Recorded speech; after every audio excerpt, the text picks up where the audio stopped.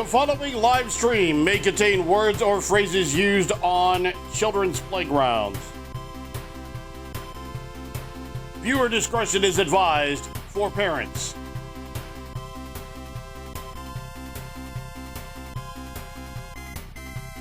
Streamer is over the age of 45. Matter of fact, turned 48 yesterday.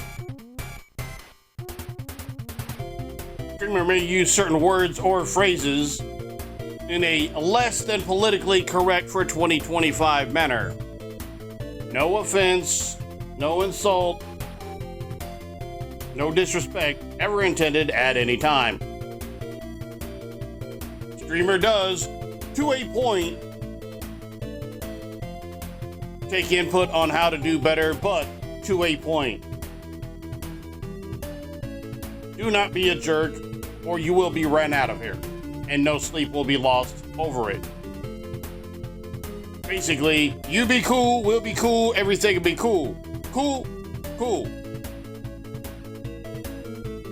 I am said streamer.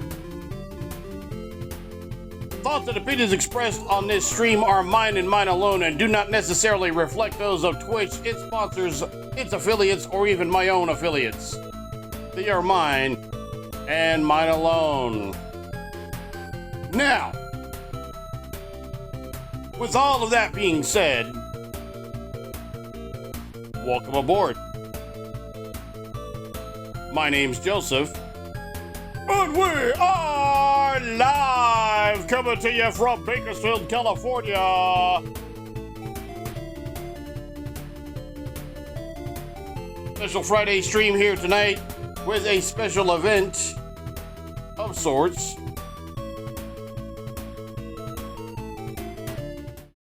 What is goody, everyone? My name is Joseph, and just happened to notice, I had just fixed that too.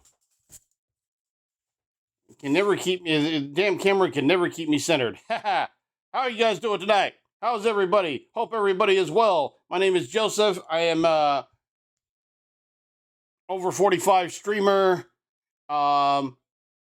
mostly white, Native American, Choctaw, in case you were wondering, Choctaw and Blackfeet, but primarily Choctaw. U.S. Navy veteran and former personality on the independent professional wrestling scene here in California. And now I do this. Ha. How is everyone? Hope everyone is good tonight. We'll have the finals of the Fire Pro Wrestling World Fall Brawl League.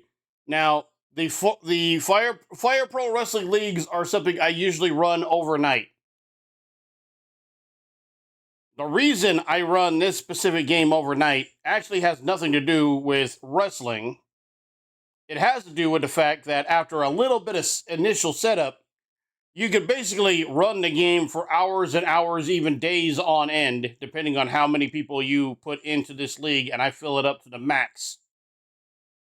So you can run it for days on end with little to no, virtually zero input, and the game will play itself. And I stream that overnight. But once we reach a point like we're at right now, where the way a league works, and I will post this in chat as well. Let me do that here real quick.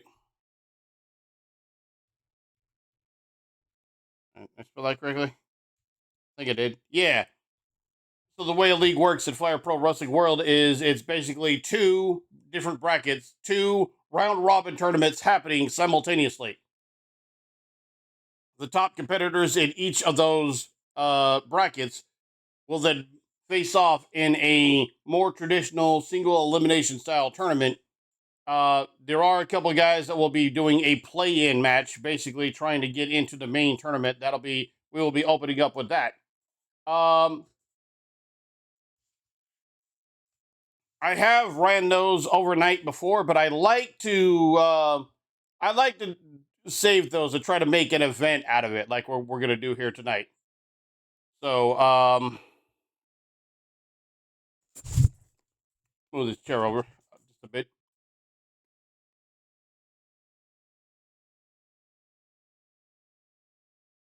Um, so yeah, we're gonna be doing that tonight. Our event are sponsored, not sponsored, not sponsored. I don't have sponsors. I have affiliates.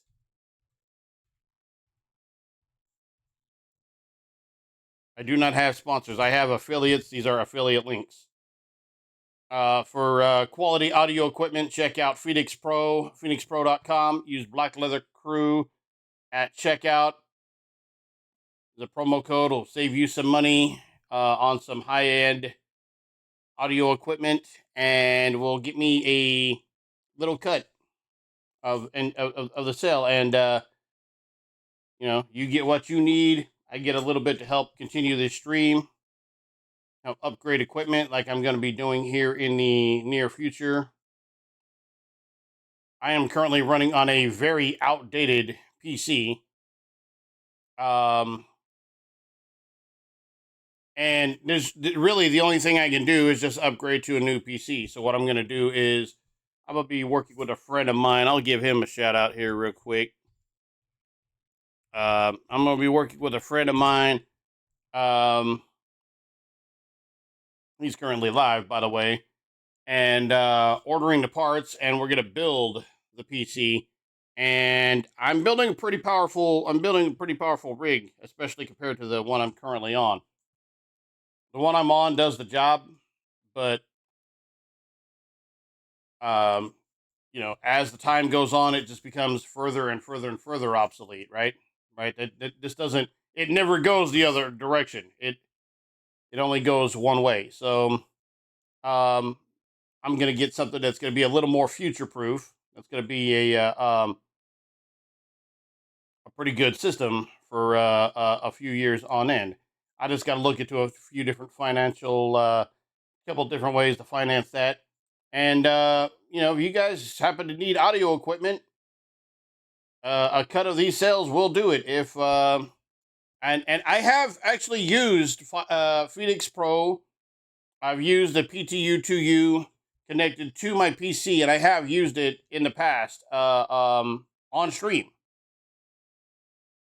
To be fair, it is probably better used for live events. They have other kind of audio equipment as well, microphones, radios, different stuff like that. Also, my other affiliate, W Energy. This is something I'm sure we could all use, and there's plenty of energy drinks out there, but W's a bit different because it's made with better ingredients. It's made with things that aren't quite as bad for you as some of the other ones are. So if you're interested in some clean energy with no jitters, check out W.GG. Use promo code Black Leather Crew at checkout. You get some clean jitterless energy. I get a cut. Not gonna lie to you guys, I'm trying to make a buck. Those few dollars that I make, I don't make a lot. Those few dollars I make, they turn around and go right back into doing the stream, upgrading my internet, upgrading my system, helping to then turn around and hopefully provide a better experience for all of you. Plus, you get what you want at a discounted rate. So, I figure it's a win-win for everybody. I like it. I like it when we both win. I like it when everybody wins. That's my goal in life. Not for me to win. I mean, it is for me to win, but for everybody to win. Just because I win don't mean you got to lose, right? We can all win. We can all get a W. That's the way I look at it. Anyway.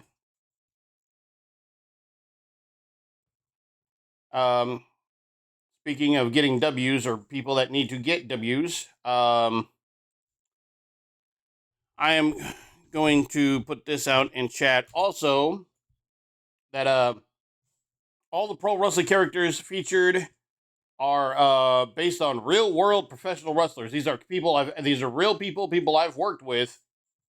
Some of them several times in the past. Joe Henry is the one guy. I don't think Joe Henry. Unfortunately, I don't think made it. into this round. So, but he is a popular request. He is the one guy that will be featured in these leagues that I have never met in my life. So, hopefully we can change that someday. But check out all the Black Leather Crew production social media links. By the way, got a new site set up for blackleathercrew.com since I own the URL still. Only cost me a couple dollars a year, so what the hell? And then I set it up on NeoCities. I don't need nothing fancy. That's the site. There's a little bit of content. I will be adding more to it. There's not really much there right now. It's just honestly, right now all it has is this stream embedded. So, because as of the current time, this is the main thing we're doing. All right.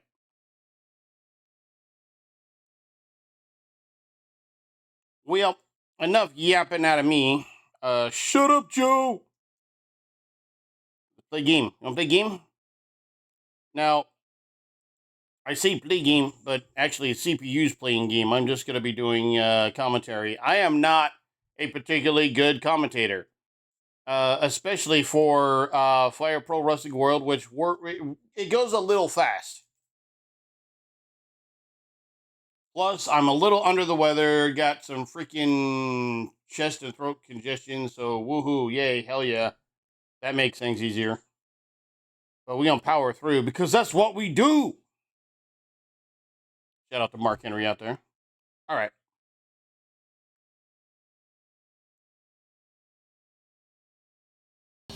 We will be starting off with two people I know pretty well.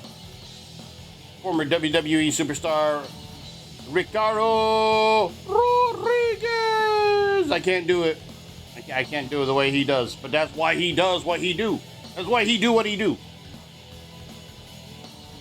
Taking on the longest reigning Western States heavyweight champion, any version of all time, wrestling personified Rick Luxury. This is a play-in match.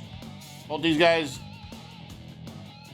trying to get their spot. So I say, let's go.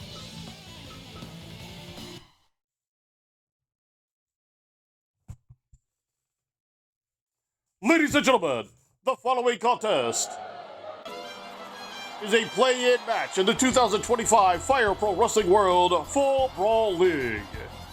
Introducing first, making his way to the ring from Van Nuys, California, Ricardo Rodriguez.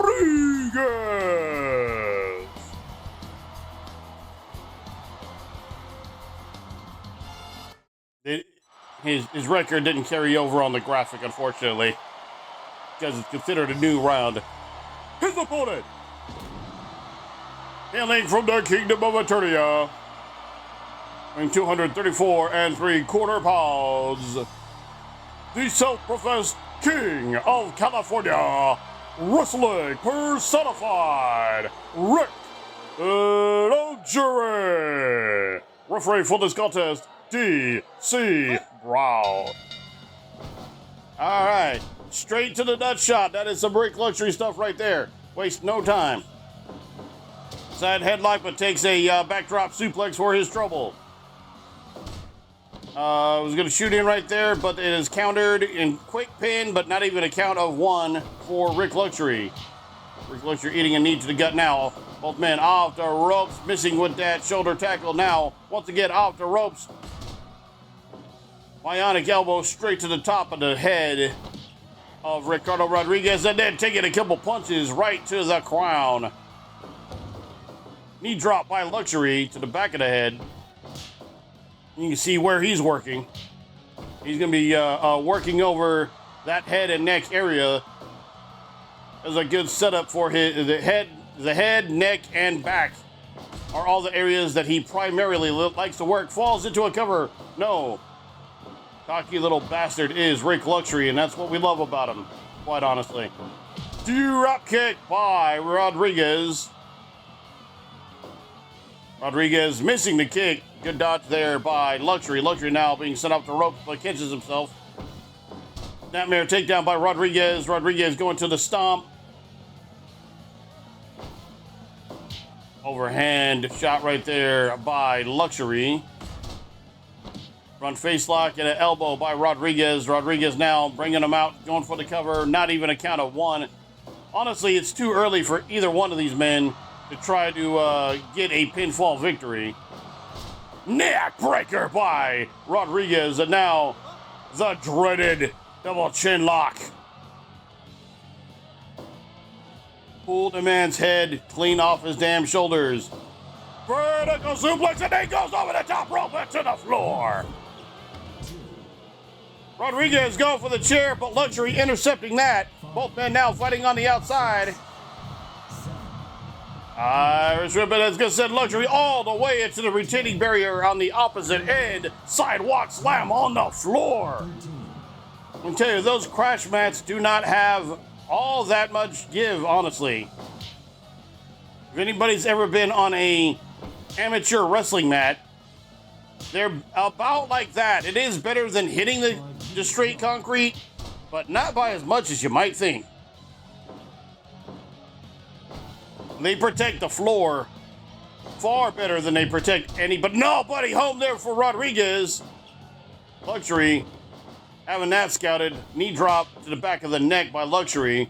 Again, he likes to work over the head, neck, and back area. Luxury is caught here, but manages to get a escape. Looks like there was a, might have been a key lock right there. Knees to the top of the crown by Rodriguez. Reason Luxury likes to work over the areas he does, it is a setup for his finisher, the Luxury alignment. Otherwise known as a back cracker or backstabber. Basically driving his knees into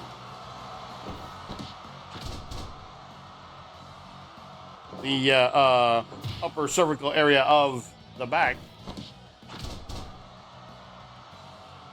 Enziguri right there by Rodriguez.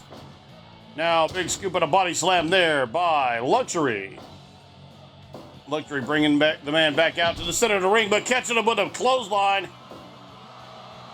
Overhand shot, but nobody home. Once again, Rodriguez missing. He might be a bit dazed and confused, but he does get that neck breaker. Overhand chop this time does land. Overhand chop. Chops are not the most visually appealing maneuver, but I will tell you this, they are both very audible and they hurt a lot. Step up Enziguri once again there by Rodriguez. Rodriguez now stomped to the lower back, driving his knee into the mat. Rodriguez likes to go for a full body assault. That sets up his finisher, Chimera's Rage. Gonna try to make him humble here as he puts him into the Luxury recliner, but double axe handle by Luxury now off the ropes, running elbow drop to the back of the head, maybe that upper neck area. Once again, it works well to set him up and soften him up for his finisher. Overhand chop there, another one by Rodriguez. Rodriguez missing with the right and catches a double axe handle. Now a clothesline to the back of the head. Drop toe hold by Rodriguez, and Rodriguez once again going to attack with them knee strikes to the top of the crown. Those themselves can knock you out. They can knock you out cold.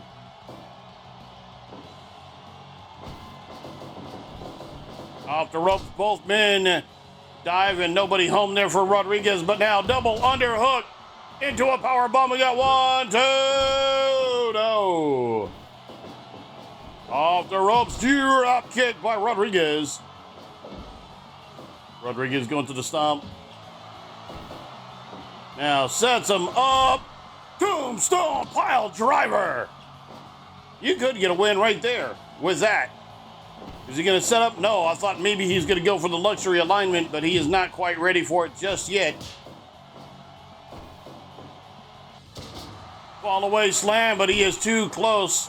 Fall away slam into a bridge. That is a beautiful move there by Rodriguez, but he is too close. He is not in the ropes now. We got one, we got two. No! DC Brown says he kicked out just before the count of three. And we all know how accurate DC Brown's count is. Now, Luxury being sent to the outside is going to give Rodriguez a chance to catch his breath. Luxury, though, quickly back into the ring. Neck breaker by Rodriguez. Rodriguez now going up to the top. Could it be? Chimera's Rage. It connects. 1, 2. No! Inverted atomic drop. Drop toe hold counter right there by Rodriguez. Oh, look at that. Just a straight mule kick to the ding-ding. Now set up once again. Tombstone pile driver by Luxury. Luxury now hitting that clothesline, and this could be just about it. Sets up, but no, that is countered into a Kimura lock. But Luxury able to get his feet underneath those ropes. That's going to force the break. All the way slam into a bridge. You got 1, 2, 3. Your winner, advancing into the tournament, Ricardo Rodriguez. Top of the fall, 15 minutes, 19 seconds.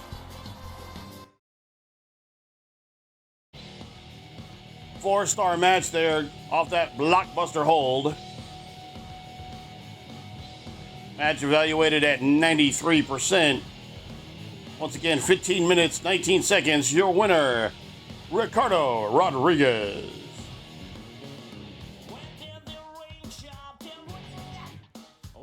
We'll be back with more of the Fire Pro Wrestling World Fall Brawl League Championship.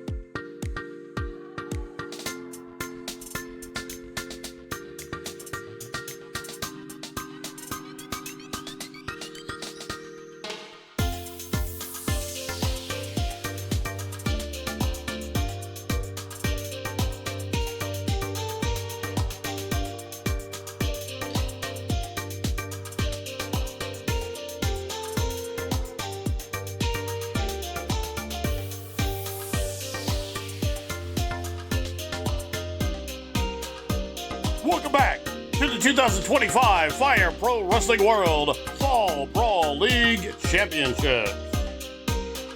My name is Joseph Duncan, and we will have our second play-in match. This is going to be the B bracket play-in.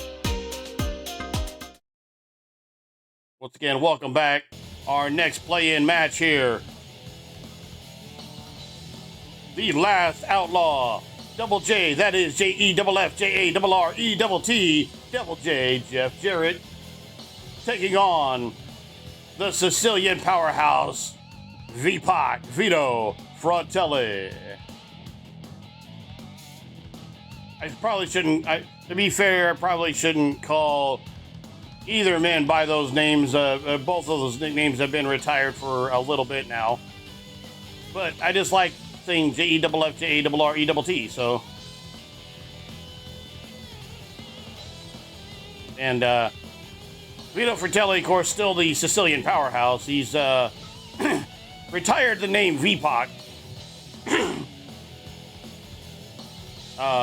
Vito Fratelli, originally known as VPOCalypse. Let's get to this match here as these men play in to the tournament.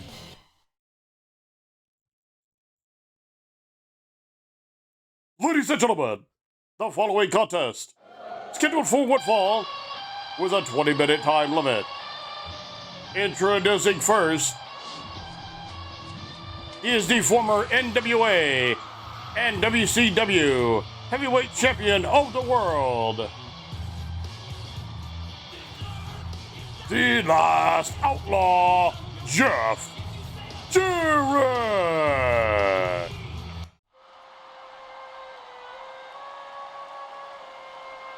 His opponent,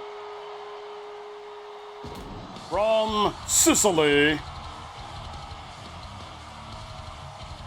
the Sicilian powerhouse, Vito Fratelli. Referee for this contest, DC Brown. One fall, 30 minutes. I initially said 20 minutes. It's the 30-minute time limit. I'll be brutally honest. I don't know what happens if it goes. Now, time it does move in double time, so 30 minutes would actually be 15 minutes IRL. But I'm not really sure what would happen if it went to a draw at this point. I know during the main league, both men get 2 points. Both men going to the weapons now. The Singapore Cane by Fratelli. Now, Jarrett with the chair. Steel chair by Jeff Jarrett. He's going for another cane. The referee's going to put in the count here as he's bringing that chair into the ring. Jarrett's going to have to drop that, and he does. Big scoop on a body slam by Fratelli, and then a falling headbutt. Big clothesline by those massive arms of Vito Fratelli. Fratelli now, a lot of torque in that maneuver right there, and then stepping on the head of Jeff Jarrett, and does a straight, just dropping the knee to that. Yeah, we'll see the inner thigh, right? Right, the fabled lower abdominal. He need him in the nuts. That's what happened. And payback is a bitch right there as he takes an inverted atomic drop. Again, not a direct low blow, but, you know, indirectly, it's still in the path. Once again, going to that leg stretch, stepping on the top of the head of Jarrett. Russian leg sweep there by Fratelli, but then he gets single leg takedown right there by the veteran, Jeff Jarrett. Jarrett now working over the legs. If he can soften those legs up, he can possibly lock in a figure four leg lock, one of his favorite maneuvers. So he usually does like to win via the stroke, which is kind of a inverted Russian leg sweep, sending the man face first. Got a strike exchange here. I'm not sure that a strike exchange with Vito Fratelli is going to benefit Jeff Jarrett. Senton right there, dropping all of his weight. And then a belly-to-belly front slam, followed up by a couple of stomps now off the ropes. Both men running into each other as neither one of them quite had that one timed out. Knee once again to the fabled lower abdominal. Big vertical suplex right there by Jeff Jarrett, showing his power, able to suplex the big man over. But, oh, look at that, a gourd buster right there. And followed up by a big clothesline, and then another knee to the nuts. Again, let's call it what it is. Referee DC Brown should be doing something about that, but then again, it's referee DC Brown, right? Going for that vertical suplex again. This time it is countered, and Jeff Jarrett goes over the top rope and to the outside. 2, 3, Is that an iron claw? It is. He has an iron claw. 6, 7, Vertical suplex right there, but I think Jarrett came down on that claw. 11, Look at this. Vito going with a microphone. Jarrett went to the damn, yeah, he's going to have to drop it real quick right there. Jarrett went to the sledgehammer. Goes to the outside and he falls on that barbed wire wrap baseball bat. Now he's hit with that fragment of a table. Both men, suddenly this becoming a hardcore match. A Summer Slaughter League match as these weapons are all involved. But look at this. The La Fiera de Tempe onto those weapons. 15, 16, 17, He's got that sickle. He's going to have to drop that before the count of 5. Misses with the attack. Big scoop and a body slam onto that sickle.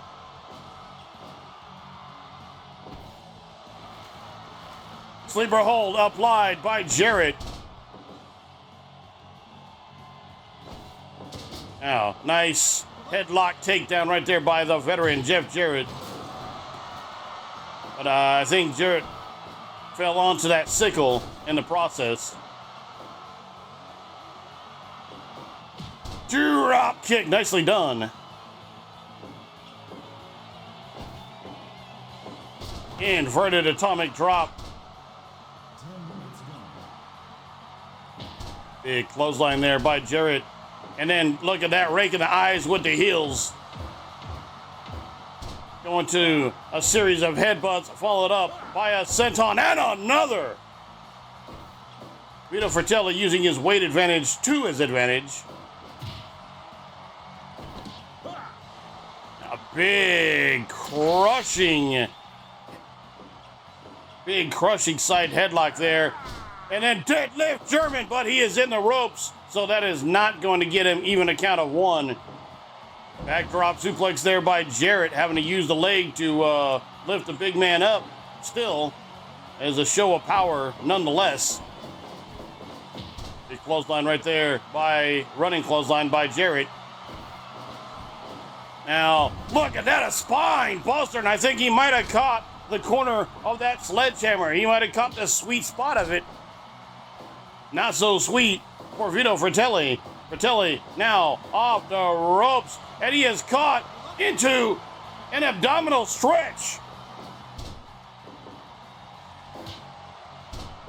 And then a quick shot right there by Jarrett, putting the big man down. Inverted atomic drop once again by Jeff Jarrett. Jarrett might be thinking about finishing this thing off, but oh, that mule kick right there. Come on, DC, you got to do something about that. That should be an automatic disqualification. German suplex right there, and then following up with a big clothesline.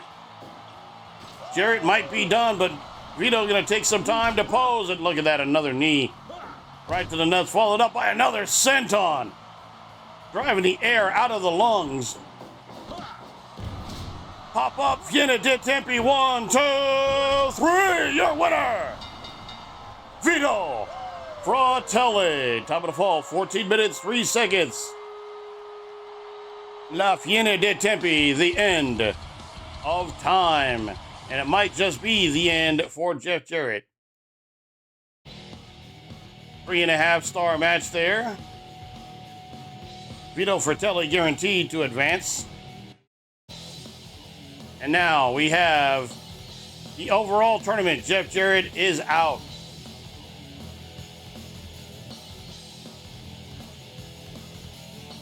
Go figure, Rick Luxury able to, Rick Luxury doing Rick Luxury things, always able to weasel his way in.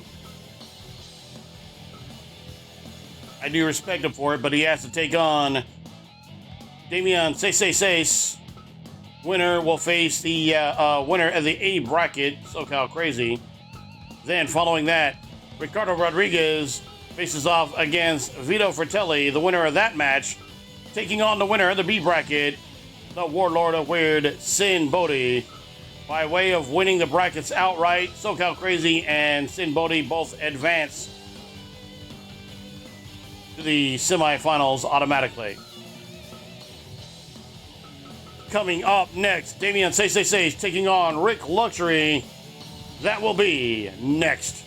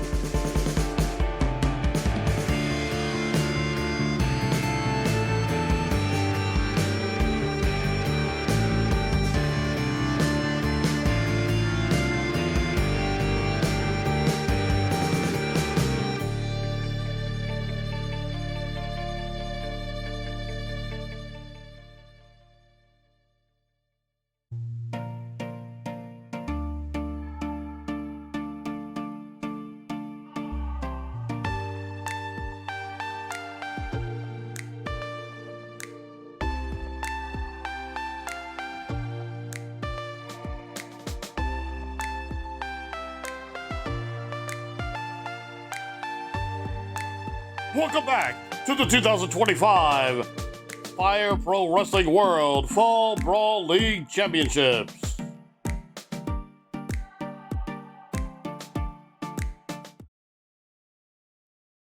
All right, it is time now for the big tournament. Rick Luxury, Ricardo Rodriguez advancing from the play-in matches. Rick Luxury, Ricardo Rodriguez, and Vito Fratelli, I guess I should specify.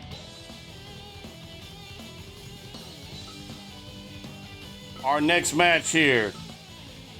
Quarterfinal match. Damian Say is taking on Wrestling Personified Rick Luxury. Let's head to the ring.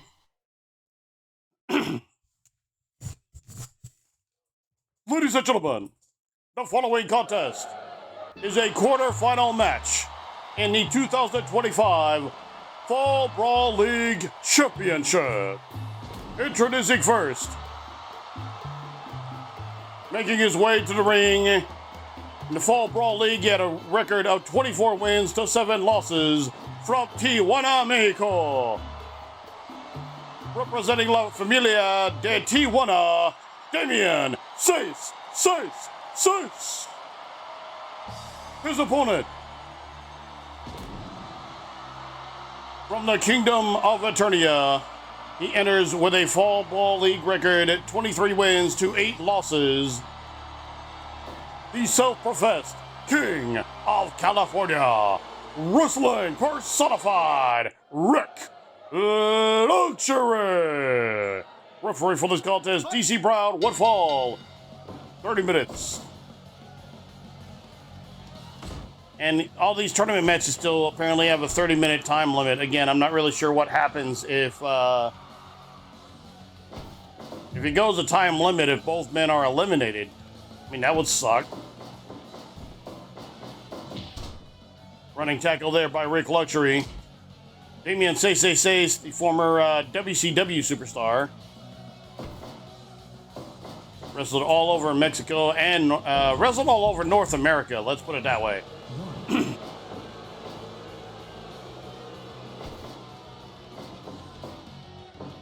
Vertical suplex counter by Luxury. That's going to send Damian back to the outside.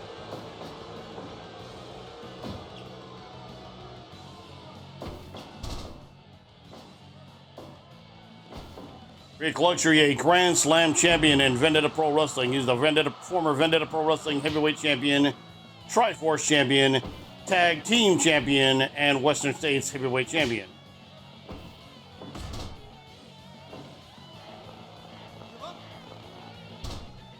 Damian 666 has held many titles all around North America. He has defended the WWA Tag Team Championship at Vendetta Pro Wrestling. He defended him and Bessia 666, his son, defended those titles at Reflection. Main event of the tournament. Main event of the same event that had the tournament to crown a new NWA Western States Heavyweight Champion. Of course, that original tournament won by Matt Riviera.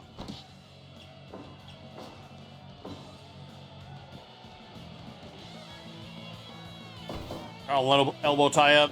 Goes for the suplex, no, countered, and vertical suplex by Luxury. Luxury, no. Gut red suplex by Damian. Damian now, dragon screw leg whip.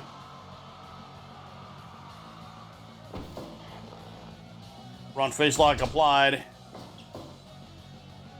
Apparently, if Damian can stay low, but he's got to watch out for this. No, not a tombstone. Regular pile driver. Sit out pile driver by Rick Luxury. Big scoop and a slap to the outside.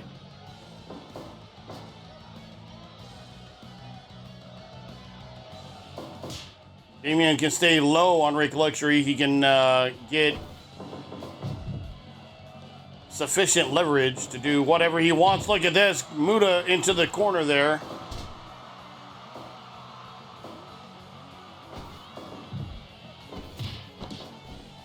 Now, walking along the top rope is Damian and hitting that shot right to the throat. Showboating a little, but hey, when you got it. Kitchen seat knee lift there by Luxury. Forearm shot to the back of the head and then a forearm to the chest. It catches a couple of fingers to the eyes. You can do whatever you want. You can train however you want. Nobody home there for Rick Luxury. I was going to say you can train, you can strengthen up as much as you want. You can't really do a damn thing to strengthen your eyes. Nobody home on the Muda attempt there. Rick Luxury seen that coming a mile away.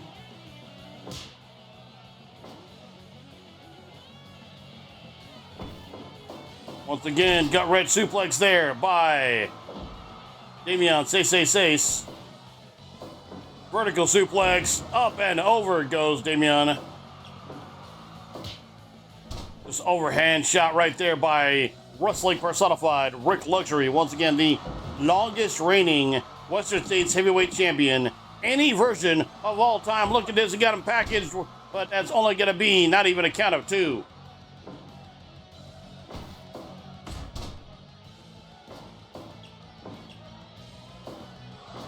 And yes, he has him over. Scorpion Deathlock. Not able to keep that on, however. Sidewalk slam by Rick Luxury. Luxury thought maybe he was going to set up for the Luxury alignment, but Damian not allowing that to happen. Not just yet. Look at this. Damian 666. Blatant choke. Referee putting in the count. If he gets to the count of 5, Damian will be disqualified.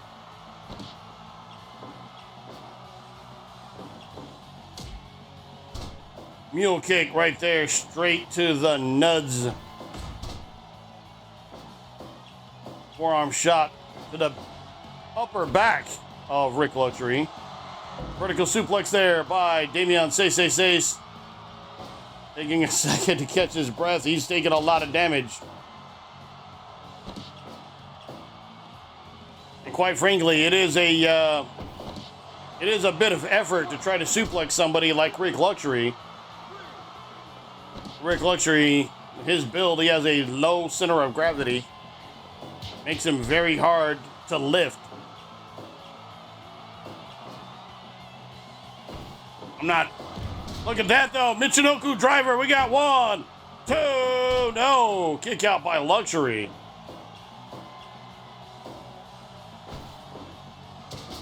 Once again, a sidewalk slam. And again, maybe not the most visually appealing move, but it hurts a lot. Look, following into that right there. Only a count of 2. I was just going to fall into a counter. Or fall into a cover, rather. Easy for me to say. 2, no. Mahi Straw Cradle, not enough to keep Rick Luxury down.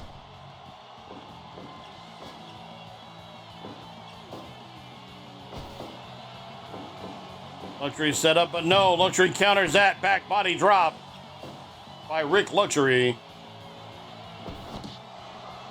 Once again, just to a straight blatant choke. Damian Says, clearly not afraid to break the rules. A Michinoku driver, but he is too close. Luxury's foot was on the ropes there. And once again, just back to the blatant choke. Hey, as long as you break before the count of 5, do what you got to do. Everything's on the line here. You lose this match, there is no tomorrow. At least not in the Fall Brawl League anyway.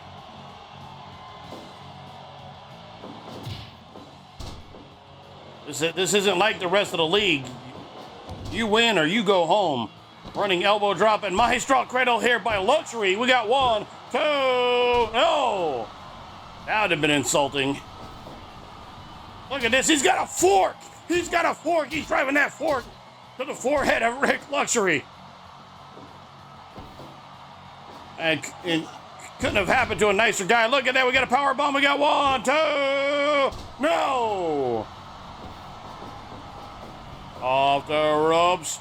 Back body drop by Luxury. Hard elbow shot there by Rick Luxury. Luxury there taking a kick to the midsection. Well padded midsection, like I'm one to talk, right? Speaking of the midsection, Rick Luxury driving them forearms. Luxury alignment there by Rick Luxury, but he is too slow to be able to take advantage of it. Taking a lot of damage in short time. He goes for the cover. We got 1, 2, 3. Your winner advancing to the semifinals. Wrestling personified, Rick Luxury. Time of the fall, 17 minutes, 14 seconds. Fans, you can hate him now. 3.5-star rating match. Luxury alignment into a pinfall. The amount of time it took for him to get up to get and make that pin, I was having a little bit of doubts whether he was going to be able to keep Damian down with that, but DC Brown calls the count of 3. Your winner, advancing to the semis, Rick Luxury. Save real quick. We're going to quickly now jump into our other quarterfinal match as Ricardo Rodriguez takes on Vito Fratelli. Both of these men already having a match here tonight. Let's go back to the ring. Ladies and gentlemen, the following is your second quarterfinal match in the 2025 Fall Brawl League. Making his way to the ring from Van Nuys, California, he enters with a league record 23 wins to 8 losses. Former WWE superstar Ricardo Rodriguez.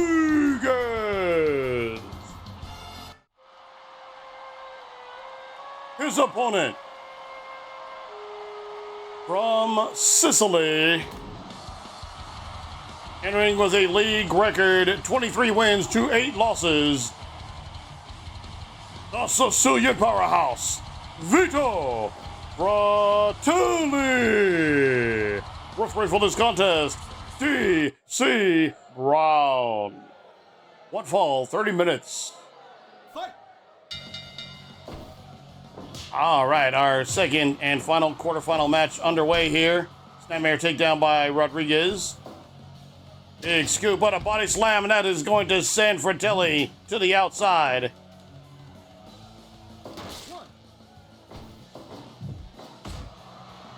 Fratelli would have a weight advantage in this match, but the height advantage goes to Rodriguez. Spinning, sit out.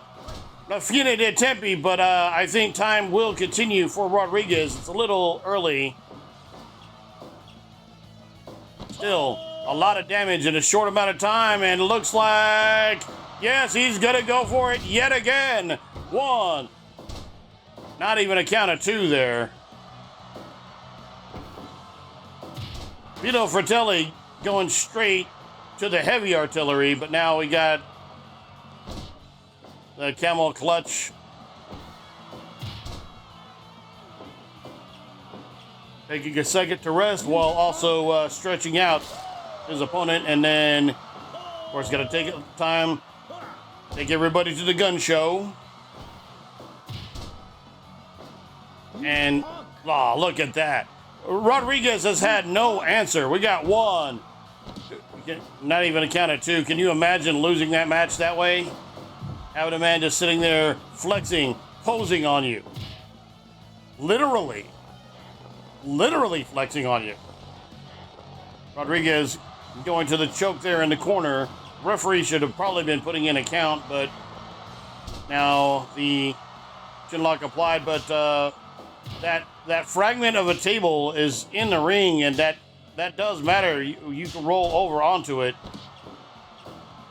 IRL, I don't know how that would do any kind of damage to you whatsoever, but unless there's some sharp, unless maybe those edges are pretty sharp, that's the only thing I can think of. Maybe get some scrapes. Other than that, I mean, it's actually pretty thin. Doesn't even really hurt to get hit with.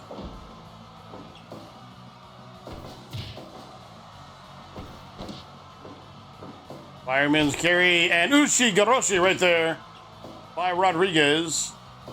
5 minutes gone. Rodriguez now. Oh, chin breaker counter. Nicely done there by Fratelli. Fratelli once again. That knee to the. And another. Come on, DC. I'm begging you to call that. Spine buster right there. Didn't quite get all of it, it looked like. Not everybody can pull off a perfectly done Arn Anderson spine buster. Knees to the top of the head there, and again, those are gonna knock you the hell out. So can that running kick. Rodriguez is gonna take a second to catch his breath because he has his man loopy, but now front belly to belly takedown, senton right there by Fratelli. Fratelli with the counter, knee to the midsection, and another senton. Look at this, flexing on him once again. We got 1, 2, no. Fall away, slam into a bridge, 1, 2, no. I think, once again, I think they called that the blockbuster hold in the game. Running kick, double underhook into a power bomb. We got 1, 2, no. Very close. But then Rodriguez eating that senton. Running tackle there. Got to cover. 1, 2. No. Rodriguez once again. Ushi Garoshi. Another Ushi Garoshi there. Overhand chop by Rodriguez. Rodriguez now being sent into the corner by Vito Fratelli. Fratelli, oh, flatliner into that top turnbuckle.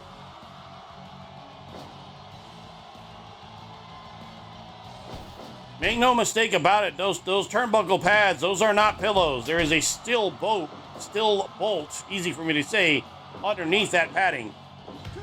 And look at this, iron claw. Gonna have to drop it before referee reaches the count of 5. Sit up powerbomb, 1, 2, no. But Rodriguez landing on that iron claw. Overhead belly to belly throw there by Rodriguez. Rodriguez now spinning head scissor takedown. Rodriguez able to match both speed and power. Senton by Fratelli.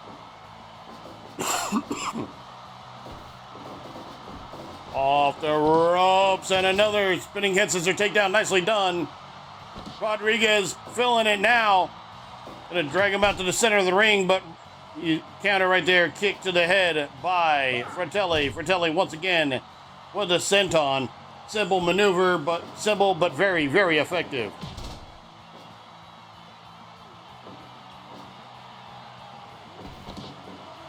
Schoolboy roll up by Rodriguez. Got 1, 2, no.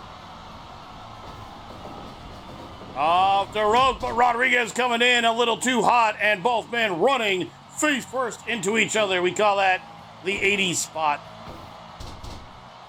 Lucha arm drag there by Rodriguez. Rodriguez now. Chimera's Rage off the top. 1, 2, 3. Your winner, advancing to the semis, Ricardo Rodriguez. Time of the fall, 12 minutes, 17 seconds. So with that, ladies and gentlemen, our semifinal matches are set. 4-star match. Match evaluation 90%. Chimera's Rage into a pinfall. I do have it set to if you hit a move like that off the top rope, because Fratelli's legs were underneath that bottom rope. Technically, the referee should have broke that, but I do have a setting in the mod that will allow the count to happen anyway, because sometimes it's hard to actually perfectly place a guy and hit a move off the top rope.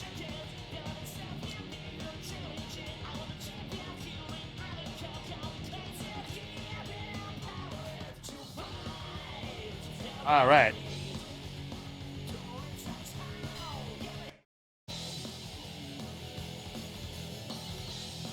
And with that, our semifinals. SoCal Crazy will take on Rick Luxury. This is a match we've had happen IRL. Not sure these two. I know they didn't face off in any event I was at, but they may have faced off at some point. Ricardo Rodriguez taking on Sin Bodhi in the other semifinal match. That'll be coming up next.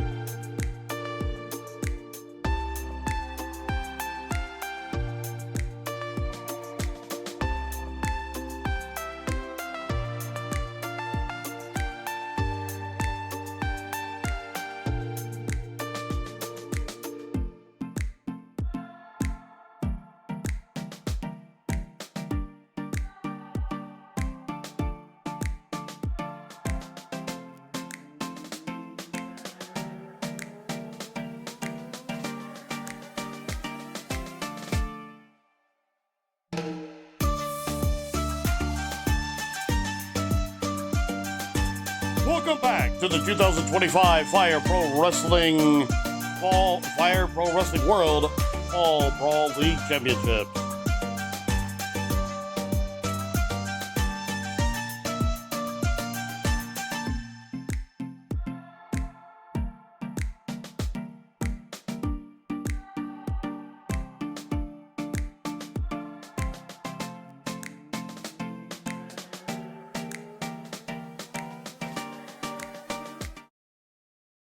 All right, welcome back.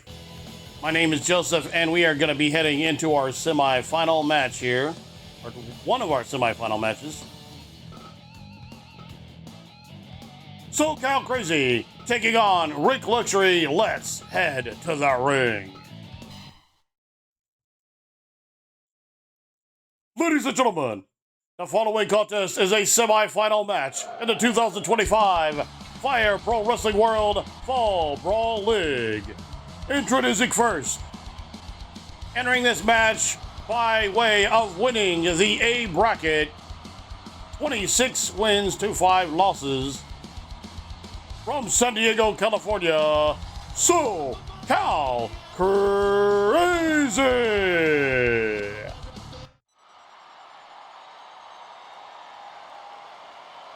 His opponent,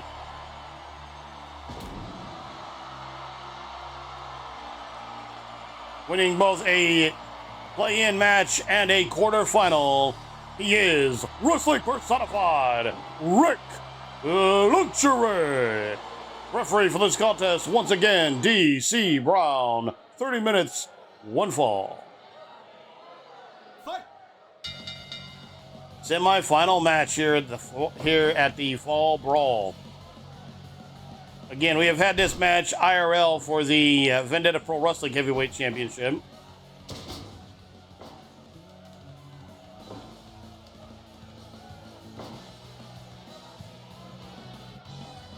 This may come as a complete surprise, a complete shocker, but SoCal Crazy, more of a Lucha Libre style competitor. I know, shocking, right?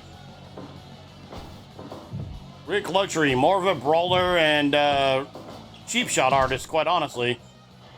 Short arm clothesline there by Luxury, and then goes to that dreaded double chin lock. Big scoop on a body slam. That's going to send Luxury to the outside.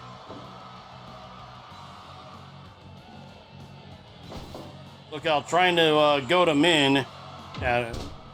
Test of strength, it's not going to work against Rick Luxury. Figure forward leg lock. Not able to keep it on very long, but that is still a smart maneuver. Slow the faster guy down. Going for the Magistral Cradle, but not even a count of 1. Nice arm drag there by SoCal Crazy. SoCal Crazy, once again, the former Vendetta Pro Wrestling Heavyweight Champion, former Lucha Pro Champion, former Vendetta Pro Triforce Champion as well.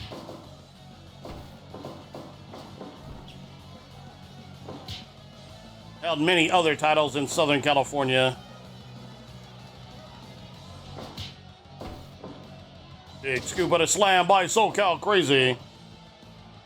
Okay, I had to look down, make sure microphone is on, right? Wouldn't be the first time. Oh, look at this. Cross arm breaker there.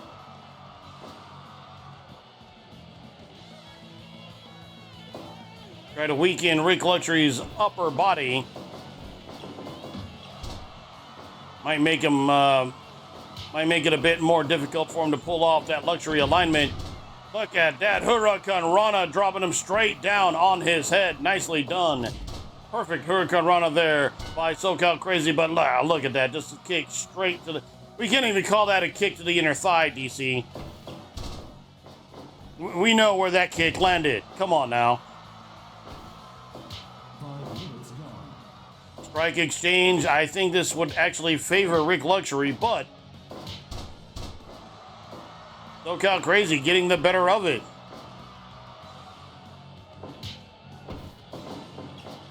SoCal Crazy springs out of that corner, but catches that shot on the way. Running tackle rather by Rick Luxury, and then hits a running elbow drop, but it's SoCal Crazy who's back on the attack. SoCal, this is his first match of the night. Rick Luxury's warmed up, but he's also beat up. He's had 2 matches already. Overhand right there by Wrestling Personified Rick Luxury. Former member of a stable I used to run called the Conglomerate.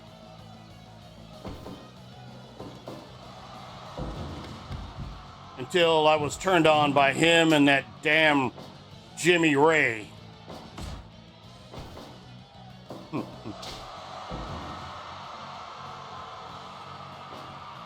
Vertical suplex there, but SoCal Crazy landing on that chair might have done a little bit of damage to him. Forearm shots there by SoCal Crazy, and now look at this submission maneuver right here by SoCal Crazy.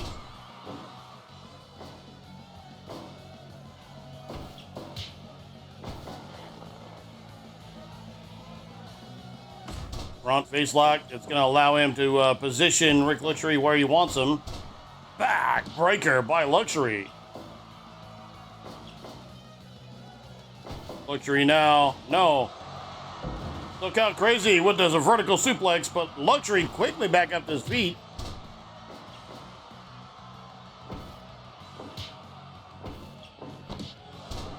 Cool boy roll up. We got victory roll rather. 1, 2. Nicely done by SoCal Crazy, but it is Luxury. Luxury with the Luxury alignment. This could be it. Goes for the cover. 1, 2. No! Not too many people kick out of the Luxury alignment. SoCal Crazy throwing his man to the outside and electing not to take a second to catch his breath and try to get his wits about him, but rather he goes on the attack. You know what? I respect it. Spinning neck breaker there, and now SoCal Crazy is going to take a second.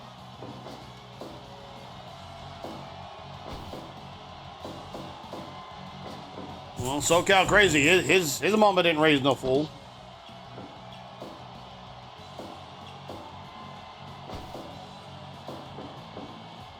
Tries to go for that vertical suplex again, but this time countered by Luxury. Spinning neck breaker. 1, 2. No. And SoCal Crazy landing on that chair. Got a victory roll. 1, 2. No. Super kick. Off the ropes. Hurricane Rana. Nicely done. Rake of the eyes right there by Luxury. Both men off ropes once again. Hurricane Rana. Nicely done. Back elbow, and no. Thought it might be going for that Luxury alignment once again, but a nice counter with a Lucha arm drag, and that's going to send Luxury landing on that chair. Into the corner goes SoCal Crazy, now charging forward, Rick Luxury.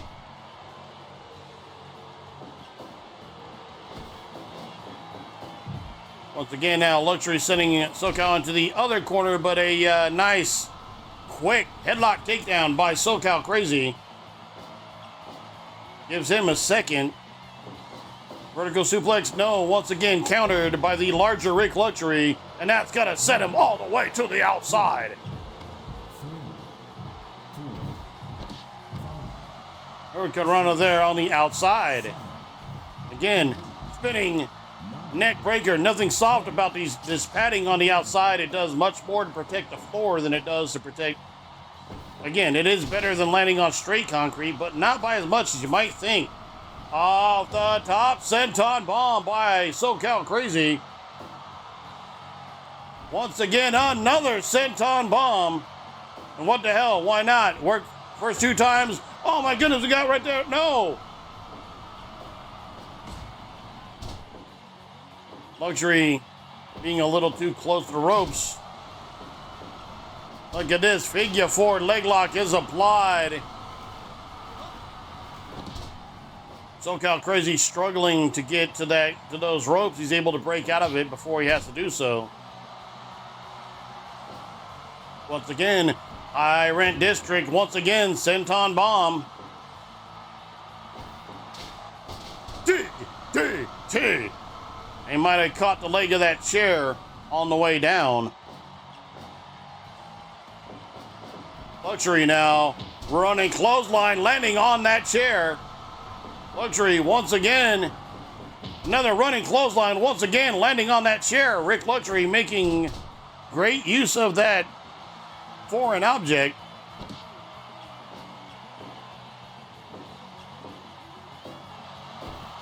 And no, I know it's politically correct to do so. We don't say international object here. It's a foreign object. It's foreign to the match.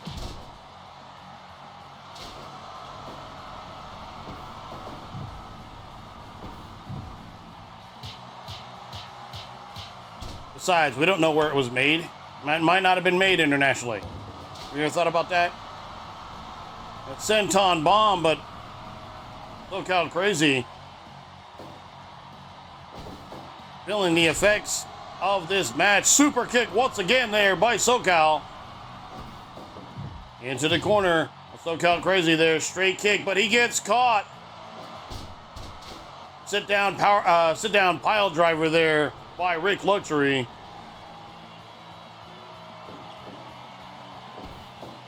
Luxury now double axe handle to the back of the head, maybe that upper neck area.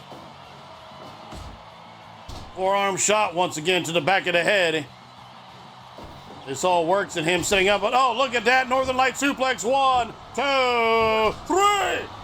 That Northern Light suplex onto that chair. Here is your winner, advancing to the final. So Cal Crazy. 19 minutes, 19 seconds.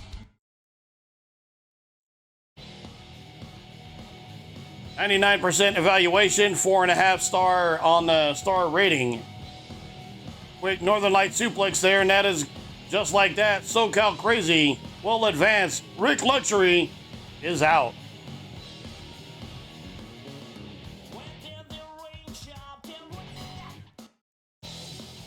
Got one more semifinal match as Ricardo Rodriguez takes on Sin Bodhi. Semifinal action coming up next.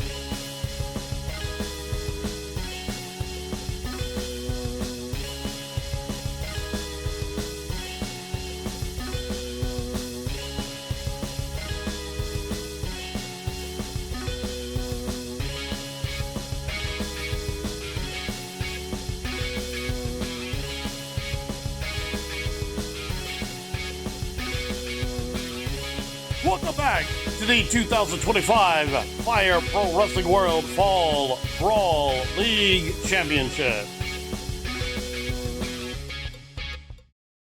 We are back, ladies and gentlemen, and it's time for our second semi-final match. Ricardo Rodriguez taking on the Warlord of Weird, Sin Bodhi.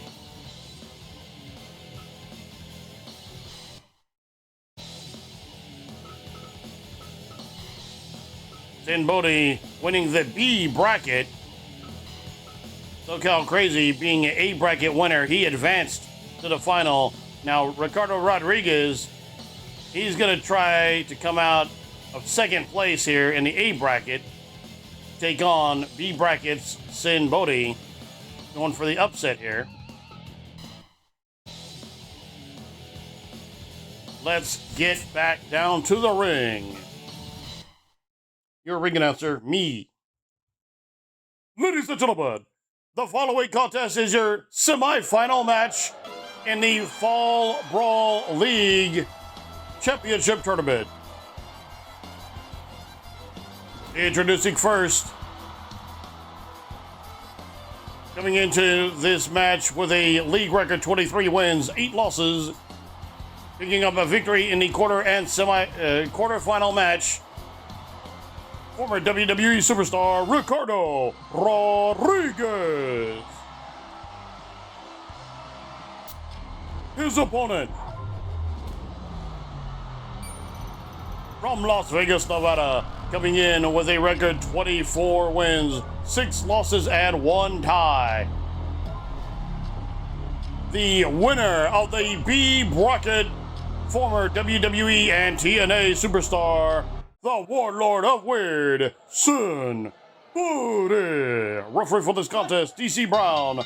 1 fall, 30 minutes. All right, the other semifinal now underway.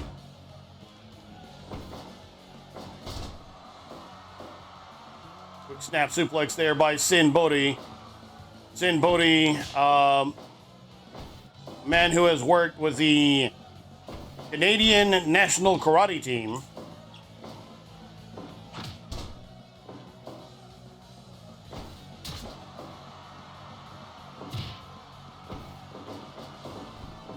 He is genuinely a trained circus performer.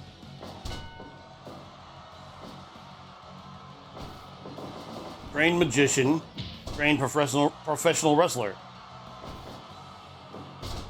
Snap suplex there by Ricardo Rodriguez. Rodriguez trained by Rick Drayson and then later trained with Knox Pro.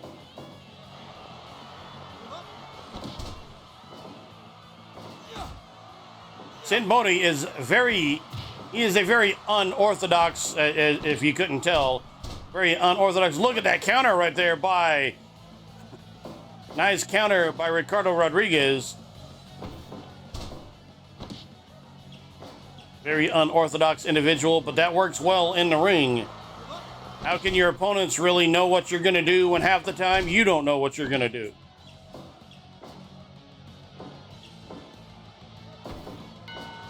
Sometimes you just got to hit a guy in the nuts. That's just how it works. Drop kick to the back. Snap suplex by Rodriguez. That might have just pissed him off.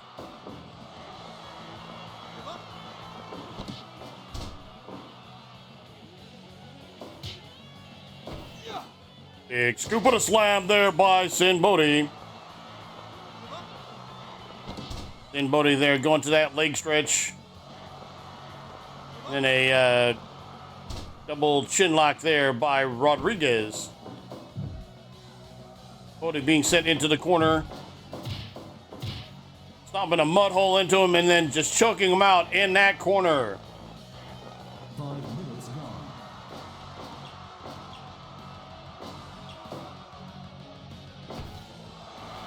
Sleeper hold is applied by Ricardo Rodriguez.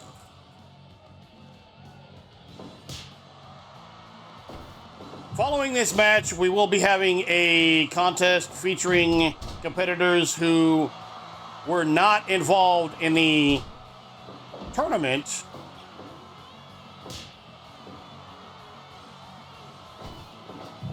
And then after that, following that, we will have our Fall Brawl 2025 championship match.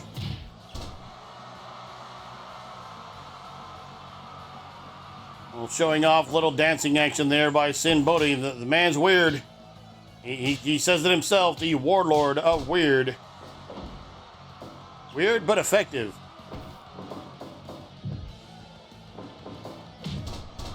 Kooky, crazy, but crazy like a fox. Highly intelligent.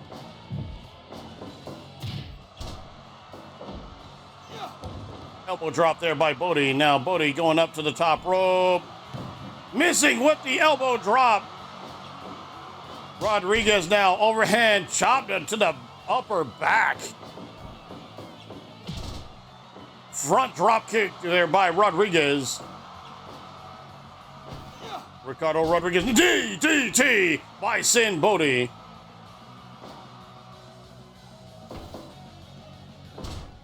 Bodhi with the counter, and now gonna go for the jackknife pin. We got one. No, only a count of one.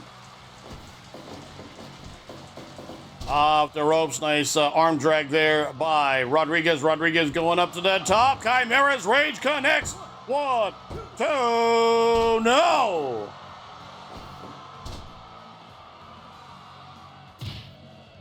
Now, what is this? Chokeslam. Oh my goodness! I'm not sure if that was a chokeslam or a exploder. It's hard to tell from that angle. It was effective. That's what it was. Keeps going for that jackknife pin. You can't pin. It is not falls count anywhere, Sin. he is highly intelligent, but he's not always aware of where he is. 14, 15, 16, 17. 17. I'm not even sure if he's entirely always aware of who he is. Now, Rodriguez! Oh, with a top, with that dive. Spinning through the air, but look at this up. Okay, well, nicely done on the Hurricane Rana, but again, there is no pinfalls. Hurricane Rana once again, Sin. There is no pinfalls on the outside. You have to be in the ring. Double underhook DDT. That could do it. Sin now. Sits on the man's chest. That is a way to pin. 1, 2, no. You got to pin the man's shoulders to the mat. It doesn't say how you got to do it. Mule kick right there. Knowing damn well what he did. He's proud of it. Vertical suplex there by Bodie. Now off the ropes and spine buster there by Rodriguez. Mule kick once again. Neck breaker drop right there. Overhead belly to belly throw. Quick show of power and leverage there by Rodriguez. But then single leg takedown, nicely done by Sin Bodhi. Big splash off the top rope. We got 1, 2, no. Again, do not let the looks do not be confused by the looks. Sin Bodhi, crazy as he looks, again, crazy like a fox. The man is a very, very smart, very well-trained professional wrestler. We got 1, 2, no.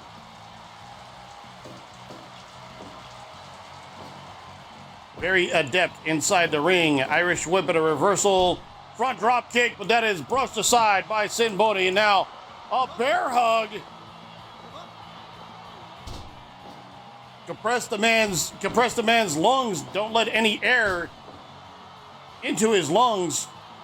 Now, once again, Rodriguez up at the top. Rodriguez, missile drop kick, connects. But another mule kick right there. Rodriguez keeps setting himself up and keeps getting hit with that.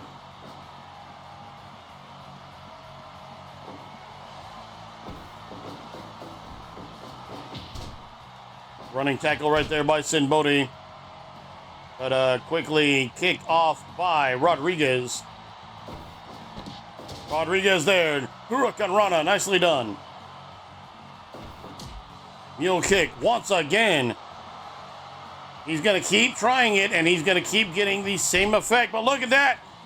Sneaky cover right there. Sneaky style by Ricardo Rodriguez. And this submission maneuver, look at that, is driving the forearm and elbow right in the side of the head while putting a kind of a chicken wing on that arm. Chicken wing effect, anyway. Running clothesline there by Sin Bodhi. Bodhi now off the ropes. Resunning his elbow drizzop.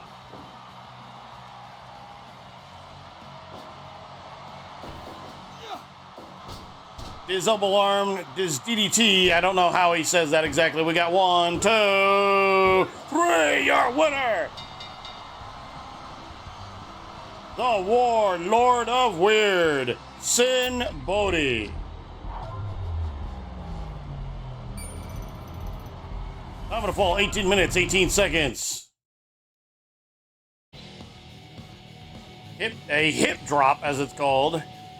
4-star match rating, 92% match evaluation.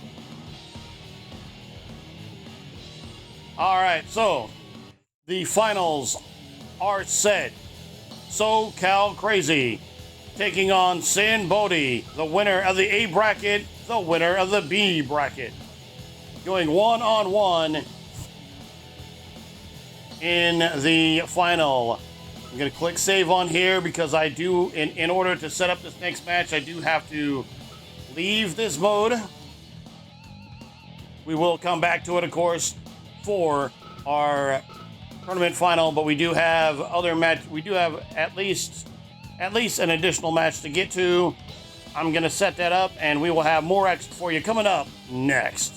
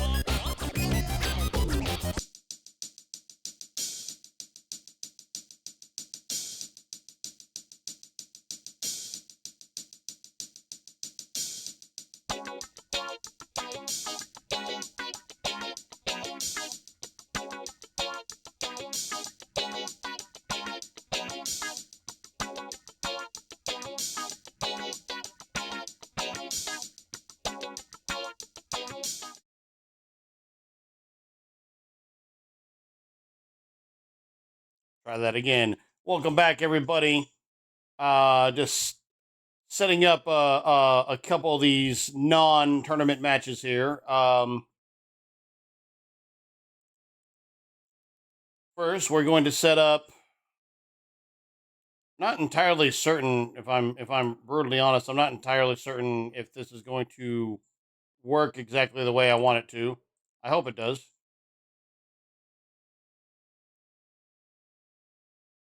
I hope this works the way I want it to. We're going to bring Richie Slade,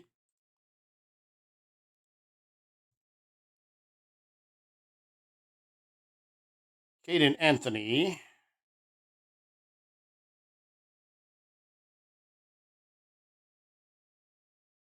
where's he at? Where's he at? Why you're not right there? Right there.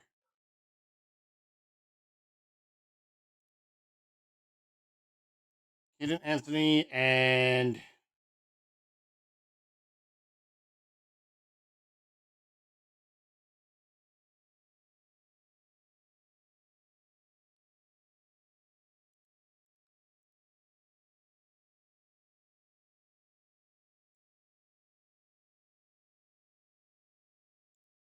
let me see. I want to change the venue, not the. There we go.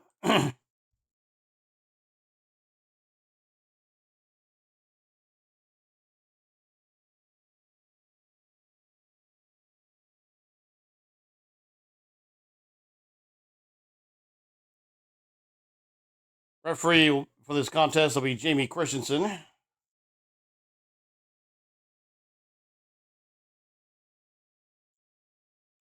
And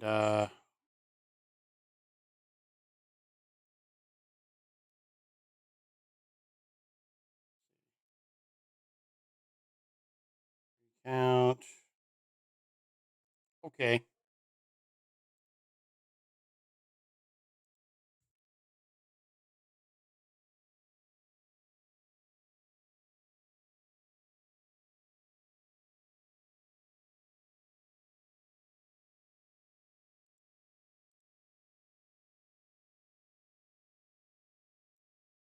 Okay. Off. Count on.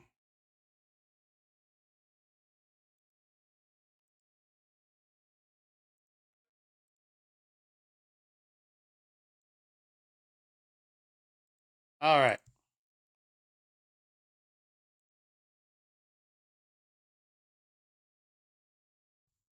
These three competitors, Richie Slade, Kaden Anthony, and Vintage Dragon, will be competing for the Triforce Championship. I'm hoping this match works the way I'm wanting it to work, because if not, then, well...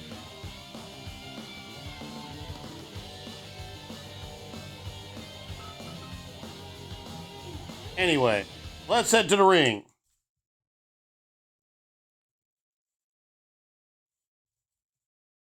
The following contest is for the Triforce Championship.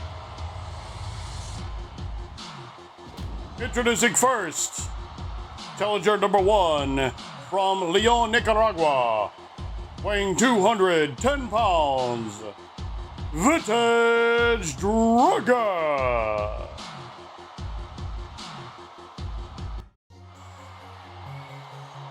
Challenger number 2 from Pismo Beach, California.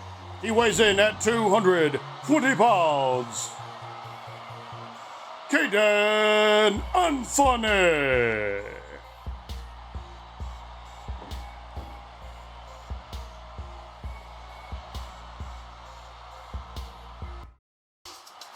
Challenger number 3 from Sunset Boulevard in the Hollywood Hills, weighing in at 225 pounds, the hero in black leather, Richie Slade. Referee for this championship match, Jamie Christensen.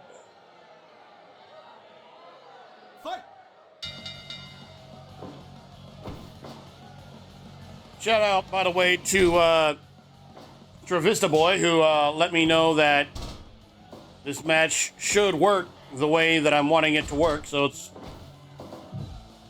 you have to set it up as a type of battle royal, but it at least acknowledged that it was as a triple threat match. Quick shout out, real quick, Vishby Gaming.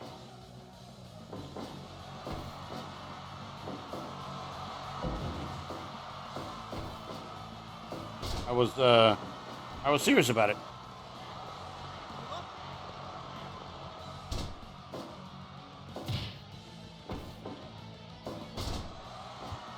Crew, go check out Fishby Gaming. Cool person, cool streams, good gamer. Give him a follow. Check him out, it's pretty cool. So, I chose these three for 2 reasons. Reason number 1, none of them were in the league championship tournament. Reason number 2, all 3 of these men have IRL been the Vendetta Pro / NWA Triforce Champion.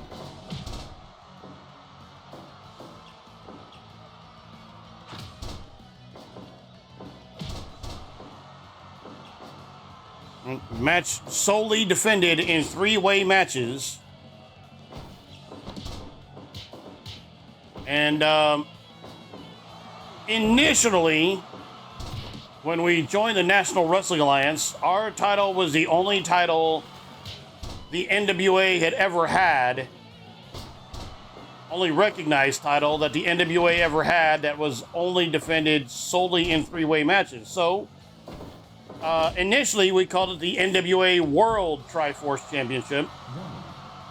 Right? It's a open weight championship, right? It's not heavyweight, not junior heavyweights, open weight. Anybody of any weight or gender, for that matter, can compete for it. Very, very minimal qualifications to actually challenge for the title. That being said, retaining the Triforce Championship is far more difficult than winning it.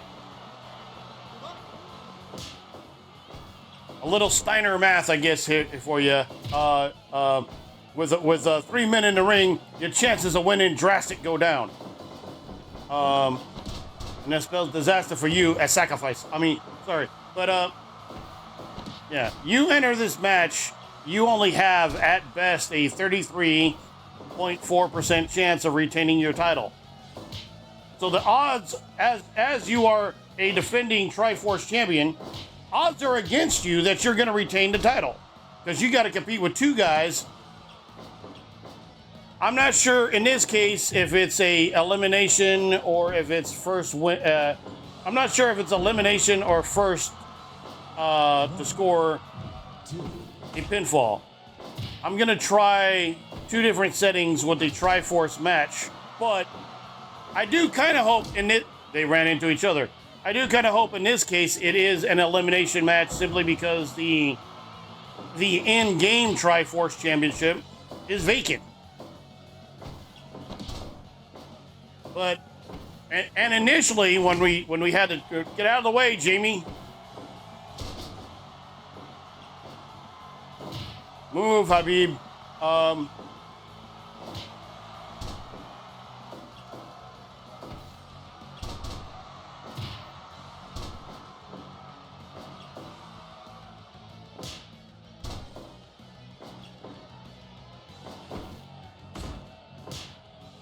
Now, these three guys are all of the, shall we say, cruiserweight variety, right?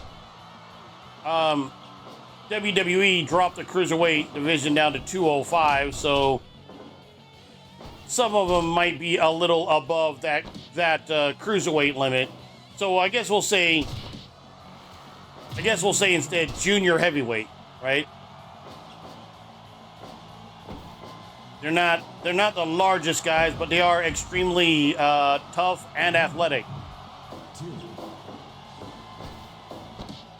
Caden Anthony, former Vendetta Pro Wrestling heavyweight champion, also multiple-time Vendetta Pro tag team champion with Tsunami as as Suke. Tag team.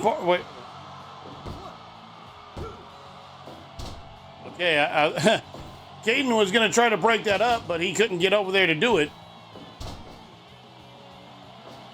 Caden is actually tag team partners with Vintage Dragon as the Starbucks, the former Lucha Pro tag team champions. Caden Anthony and Richie Slade have both teamed up with Billy Blade. Billy Blade and Caden Anthony were originally known as Immortal Fear, doing a vampire gimmick before becoming rockers, as one would do as a vampire, right? You end up becoming a rocker, and they became known as the Rock of Love. Richie formed 1/3 of the Midnight Delight. The original Midnight Delight was Billy Blade and Sean Casey, and then they brought in Richie Slade. Sean Casey ended up leaving that stable and rejoining his original members of the 5 Most Wanted. Super kick right there by Vintage Dragon.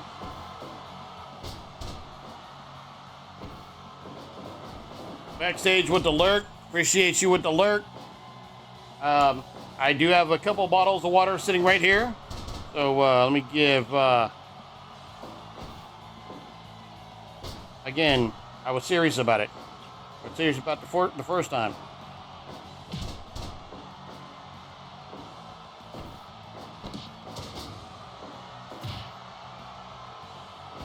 Force Ghost Leia, let me give her a shout out. Welcome in, my friend. Hope you are doing well.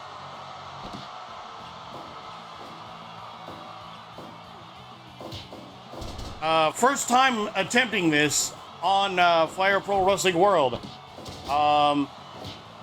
It's effectively a battle royal, but it's a 3-man battle royal with a pinfall condition. So basically making it a triple threat match. Which means I can indeed have a Triforce match and a Triforce championship.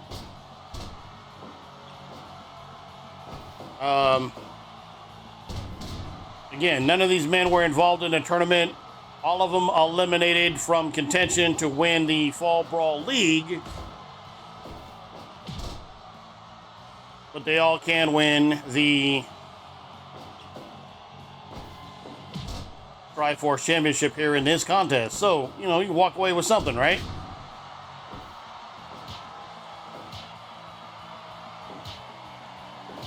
Also, Leia, just so make sure he's on camera there.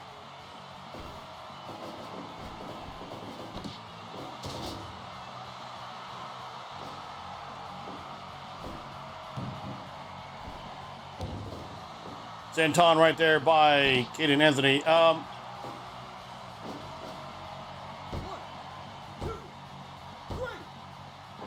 right, so that is an elimination. Richie Slade is out.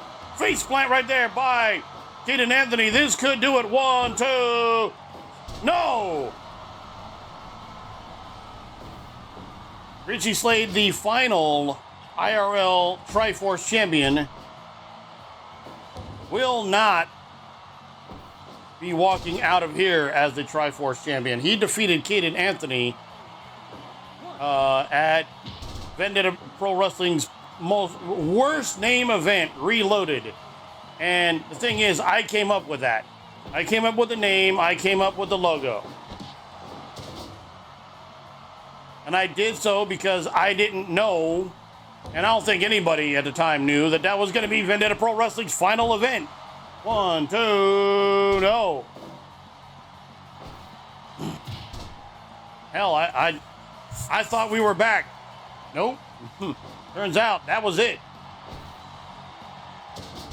Faceplant once again. That is the Kate and Anthony's finish.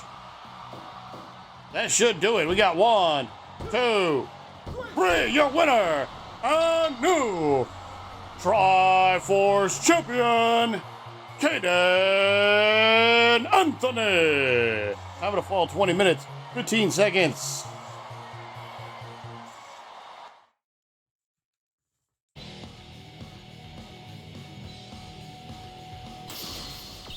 Match evaluation 96%. The Triforce champion is crowned. Of course, I got to give myself. I don't have to. It doesn't give me the option not to. All right. We got another match coming up here in just a few. I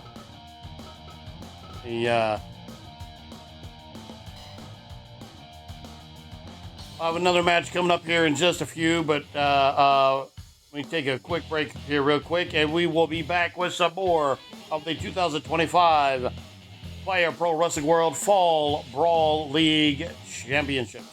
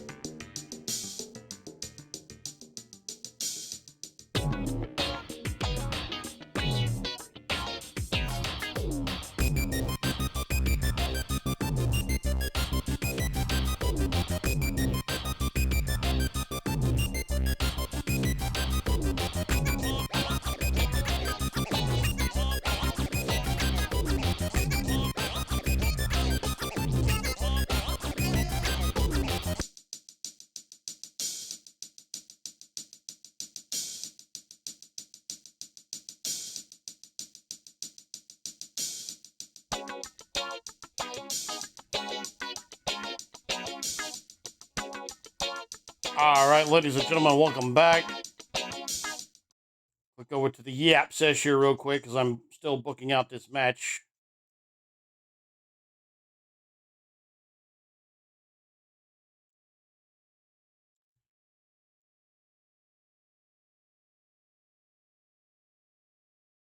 Uh,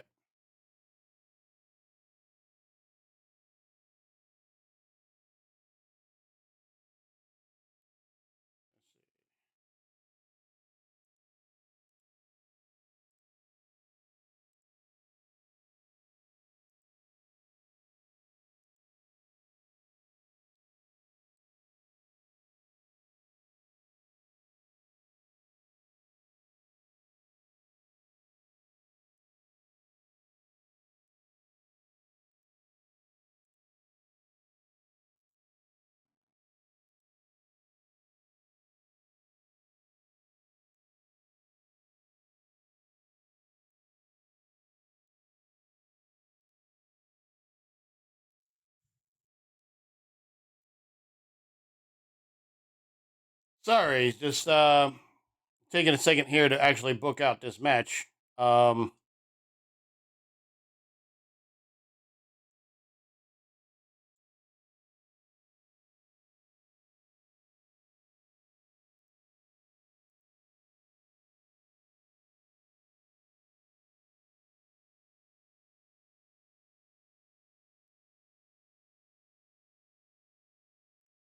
One thing I'm going to change the order on is...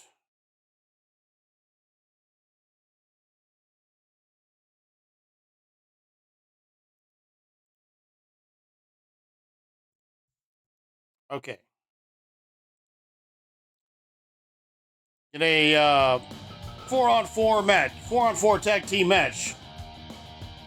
Last Temptation, Ricky Ruffin teaming up with Little Cholo, Big Nasty, Eric Watts, and the Shogun of Harlem, Jimmy Mayhem. They are taking on Funny Bone, Tyler Bateman, Rays, and Brody King. That will be in the... Almost forgot to set this up.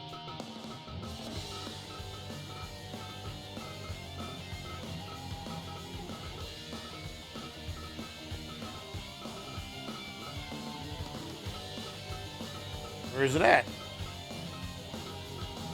There we go.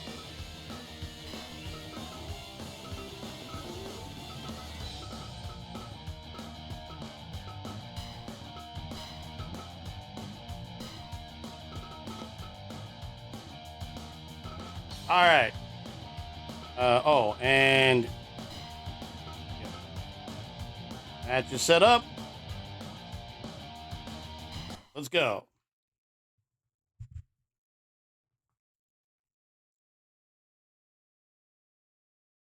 Push comes to shove. Trust the rock of love.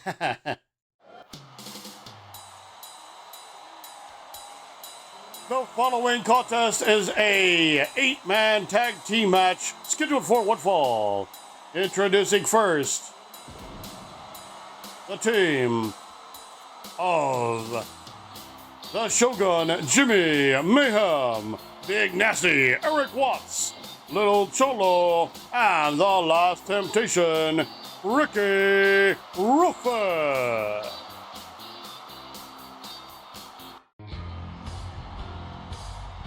Their opponents: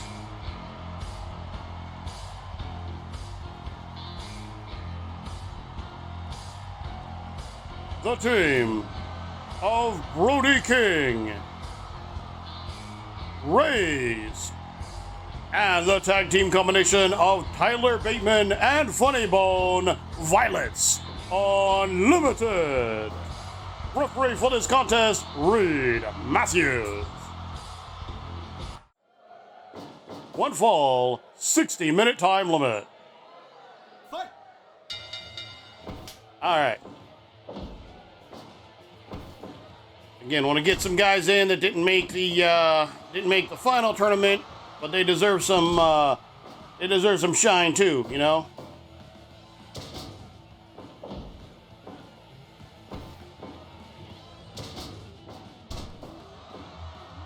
currently in the ring.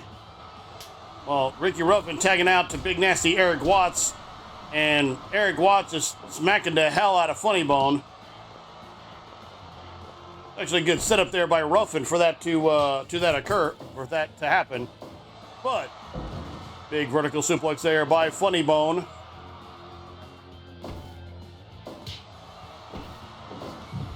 Into the corner, Funny Bone is going to tag out the goddamn man, Tyler Bateman.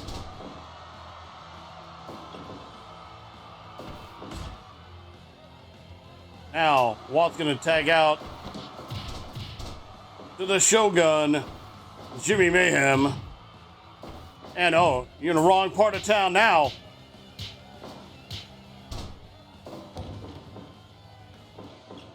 Wonder if Bateman owes these guys money or something.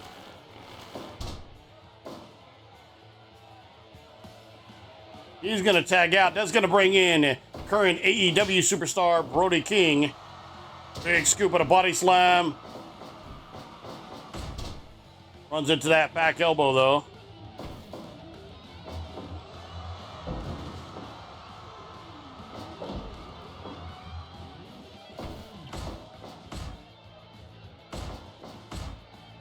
A strike exchange. I honestly don't know who I think would win this one.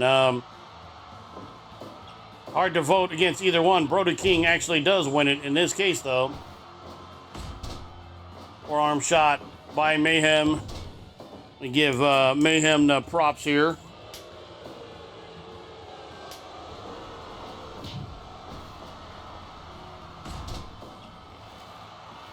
Jimmy Mayhem, the Shogun of Harlem, actually did fill in at a screening, an anniversary screening of the movie that inspired the character, or that the character is based on.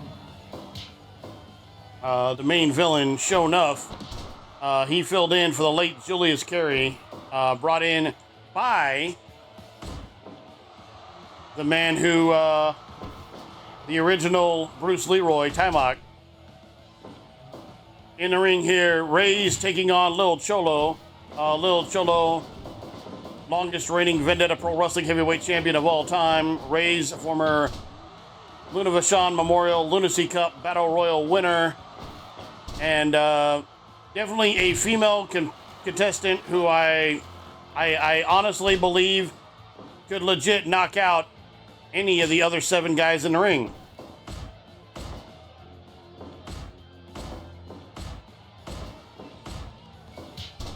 When I say she would, I'm just saying she could, right? I'm saying I believe it is within the realm of possibility. Tags out to Tyler Bateman. Bateman and Cholo now. But Cholo's going to watch his back because Ray's is still in the ring. Going to tag out to Ricky Ruffin. Ray's fighting off everybody. Bateman now goes for the backslide, but that leaves him open to that kick there by Ricky Ruffin. Ricky Ruffin, the former Vendetta Pro Wrestling, the original Vendetta Pro Wrestling Underground Champion, former NWA Pacific Coast Heavyweight Champion, and former NWA Western States Heavyweight Champion.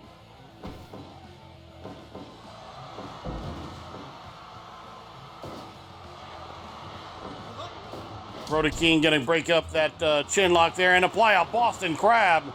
He's not going to be able to get a submission because he's not the legal man, but damage is done nonetheless. Going to tag out to Cholo. And Funny Bone handling business on both at the moment.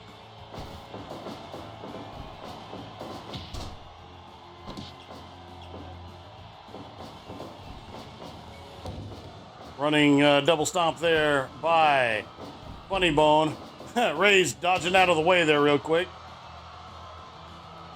Tags out to Jimmy Mayhem. Funny Bone now going to tag out Brody King. Brody King and Jimmy Mayhem. Interesting, kind of an odd matchup in that I don't know that it's never happened, but I haven't seen it. If it has. Set out powerbomb right there. We got 1, 2, broken up by Cholo. Cholo now going working over the leg. I hope everybody's having a great night out here this Friday night. It was my birthday yesterday. I turned old. I mean, I already was old, but I turned older. 2, 3, 4, Gonna love these Fire Pro Wrestling. Oh my goodness. 7, Little Trouble in Paradise kick right there by Funny Bone. And sucks to be in this spot if you're Jimmy Mayhem. 16, Everybody getting involved now. Become a damn Royal Rumble all of a sudden. Gonna cover, we got 1, 2, no!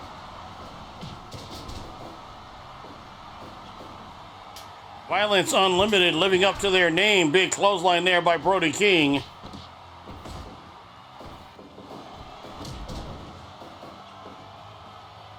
Trying to remember who the legal competitors actually are. I think it's, no, okay. He was able to tag out to Ricky Ruffin. So Ruffin and Tyler Bateman.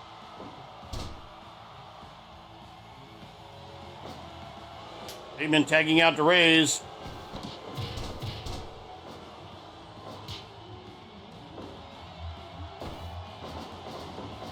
Off the ropes, back body drop.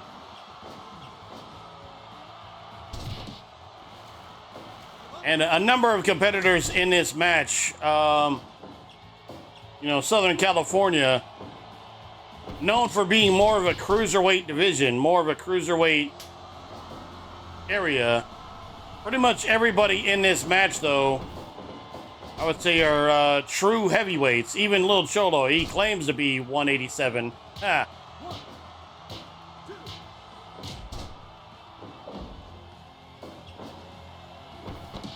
I believe him if he said 227. Off the top of nobody, home there for Watts. Going for the cover, we got 1, no. Forearm shot there by big, nasty Eric Watts, former WWE Tough Enough competitor. Former Championship Wrestling from Hollywood Tag Team Champion. And what I mean by that is that he literally held both the tag team titles alone. When that man said, "I am the tag team champions," it was simply a statement of fact. Running spear right there. I believe that is called the Soul Eater. Tags out to Lil Cholo. I could be mistaken on that, by the way.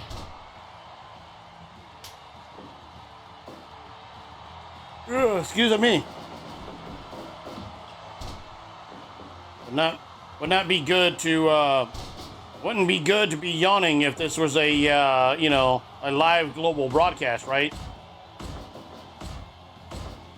Right? What do you mean it's live? Right now? Oh. All right, all 8 men once again, all 8 competitors, I should say, in the ring.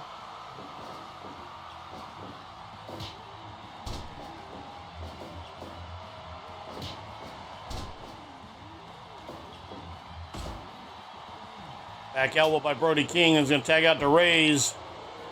And would not want to be Lil Cholo right now.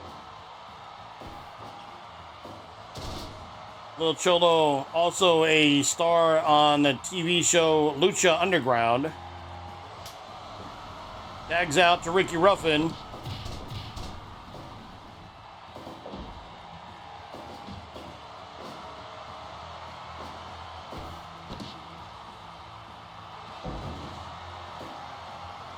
That was that a F? I think that was an F5 by Rays.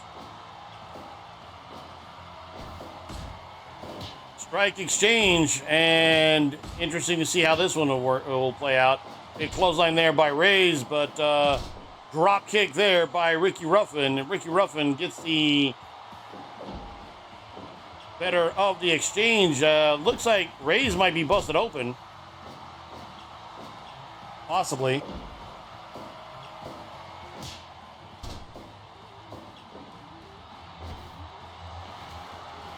Sleeper hold is applied, but everybody's going to come in and break that up. Once again, all 8 competitors in the ring. Little Cholo catching that beatdown. Ruffin tags out to Eric Watts. Once again, the F5 is hit, but Ruffin is not the legal competitor.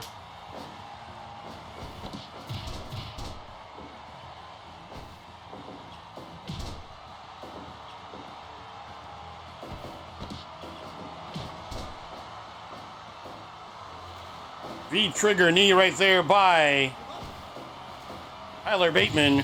Cholo once again catching just a total beatdown. Violence Unlimited once again living up to their name, but flying elbow drop by Eric Watts. Murder bomb connects. He's gonna go up to the top, flying elbow drop that connects.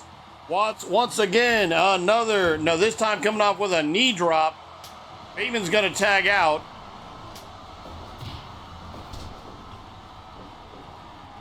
The graphics on here don't quite show exactly Eric Watts' gear, at least at this time. I don't know if he still wears this or not, but he had the control, like the little like the little switches and everything that Darth Vader had on his suit.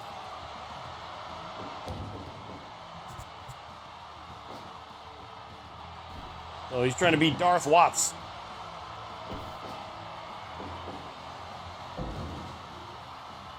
Vertical suplex there by Funny Bone.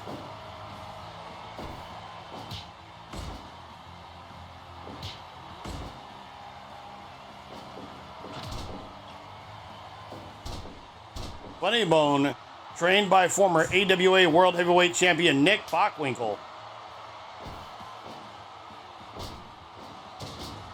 Backbreaker body slam combination there by the Shogun. And now Watts going to go to work. 80 spot right there as both men run face to face into each other. And oh my goodness, straight into that pile driver. That will do it. We got 1, 2, no. If this was a singles match, that probably would have been a 3 count, but not on this one.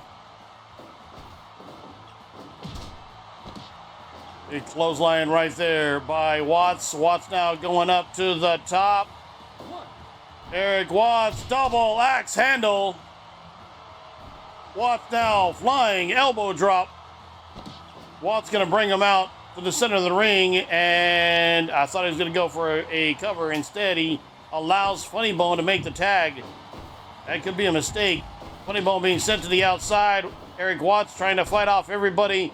Looks like he might be successfully doing so.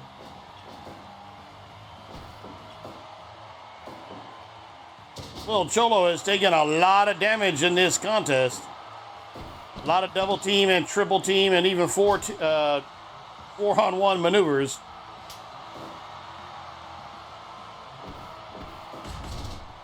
Brody King fighting off both of his opponents. Brody King now vertical suplex onto Ricky Ruffin. Brody King, current AEW superstar, trained at Santino Brothers.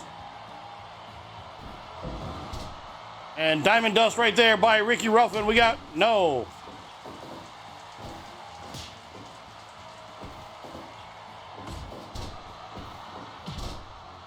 Double drop kick by Ricky Ruffin and Jimmy Mayhem. Brody King now going to tag out the Funny Bone and just helpless to do anything about that as he gets hit by that clothesline. DDT by Funny Bone. Ricky Ruffin now being brought to the center of the ring, but Funny Bone letting the man get to his feet. That could be a mistake. He's going to tag out to Little Cholo. One to grow on there by Ricky Ruffin. And then a double axe handle. Tries to set up, but no. Vertical suplex is countered. Cholo, 31 minutes into this match. Sit out clothesline by little Cholo. Off the ropes once again. Once again, 80 spot as these guys again go face to face into each other. Coming back a little quicker than he was anticipating. Cholo going for the cover. We got 1, 2, no. Broken up. Tyler Bateman catching a beat down. But sure enough, getting a gut wrench suplex there by Reyes. Elbow drop by Cholo. Funny Bone's gonna tag out to Reyes. And over the back. Pile driver right there by Cholo, trademark offense. And Reyes just shrugging it off like, you know, it happens. Get dropped on the top of your head. What can you do? Reyes showing some of the effects of the damage she's taken just recently in this contest. Elbow to the back of the head by Watts. I don't remember Watts going up to the top this much. If ever, really. Like, it was, I don't want to say it's unheard of, but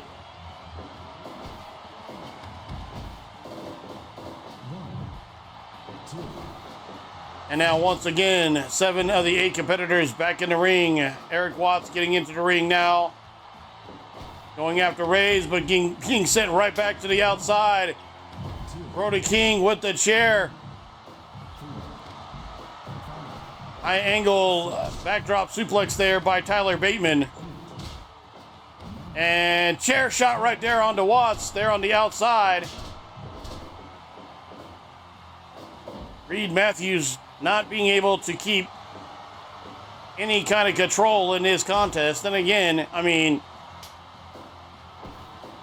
when you look at everybody involved, I mean, you pretty much need to bring, like, the cavalry in to try to contain this. And even that'll be a struggle. Brody King, Ricky Ruffin, exchanging strikes. Brody King getting the best of that, but he does fall. He does fall after taking a series of strikes. It's not like Ricky Ruffin throws soft punches or anything. Knee to the midsection, and now Ruffin going to bring him out of his corner.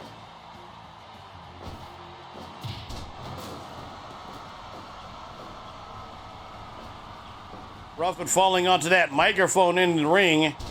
But then side Russian leg sweep by Brody King.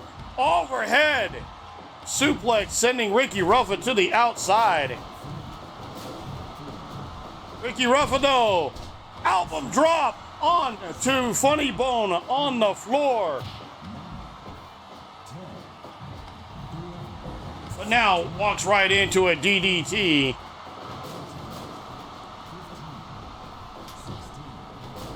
Ruffin bringing in a fluorescent light tube.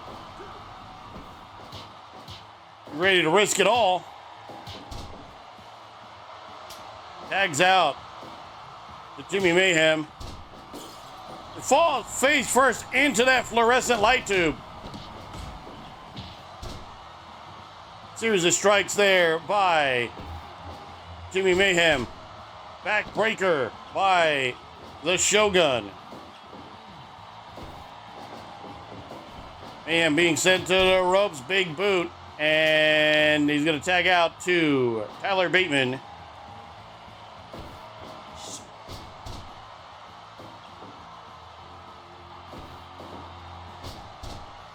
Backbreaker. And not sure if that was a headbutt or a shoulder tackle. Either way, it was effective. I'm not really sure who's going to win this strike exchange. Tyler Bateman's not somebody I would want to get into exchange with, but Bateman forced to kiss the Converse.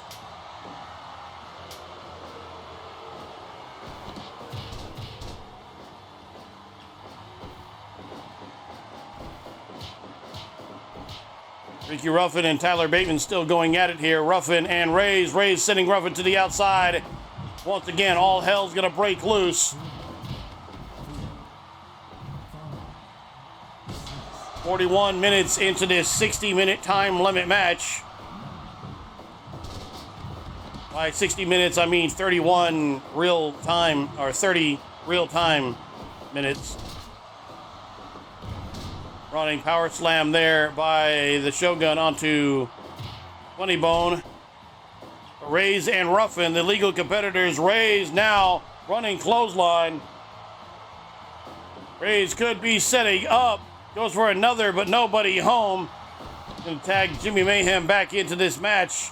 Mayhem and Rays, your legal competitors. Ruffin gonna take a breather there on the outside. Back elbow by Rays. Into the corner. Rays now, nobody home. Series of elbow drops there by Jimmy Mayhem, the Shogun of Harlem. Is he the baddest?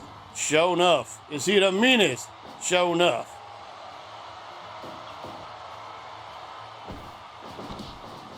I know that's not the exact line. Somebody's gonna mention it. Am I the meanest? Sure enough. Am I the prettiest? Sure enough. Am I the baddest mofo low down around this town? I know how it goes.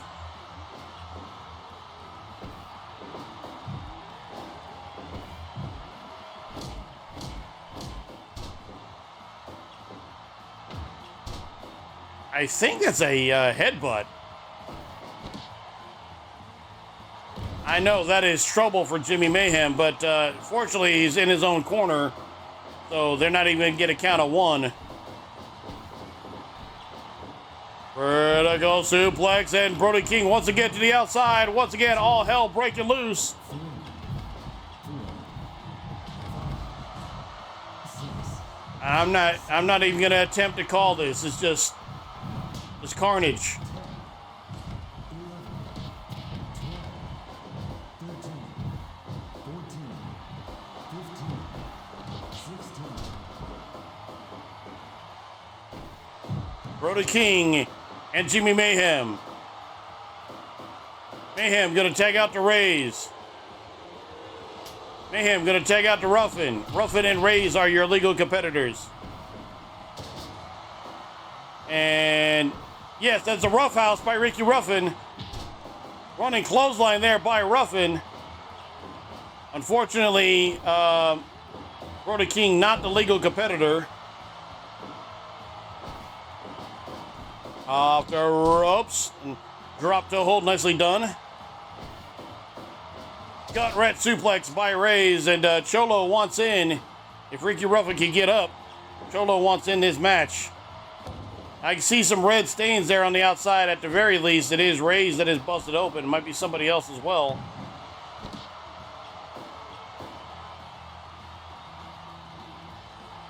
And Ruffin is going to tag out to Watts. Neck breaker by Ruffin. Watts once again going up to the top, but thinks better of it. Tries to position himself, and a strike exchange here. I don't know that I want to get into a strike exchange with Watts. Just flying elbow drop by Eric Watts once again. Gotta adjust the character logic on here. Again, he's not somebody that goes up to the top all that much. And again, I'm not saying it's unheard of for it to happen, but no, broke it up. That chop there by Funny Bone saving Rays at least a little bit. Now, big military press there by Eric Watts.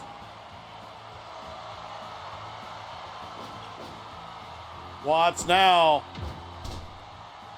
Headbutt. He's going to tag in Ricky Ruffin. Shot to the midsection. Ricky Ruffin going to work on Funny Bone.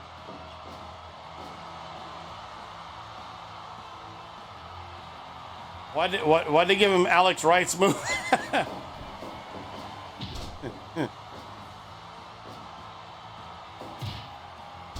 Oh, that kick to the midsection there by Funny Bone.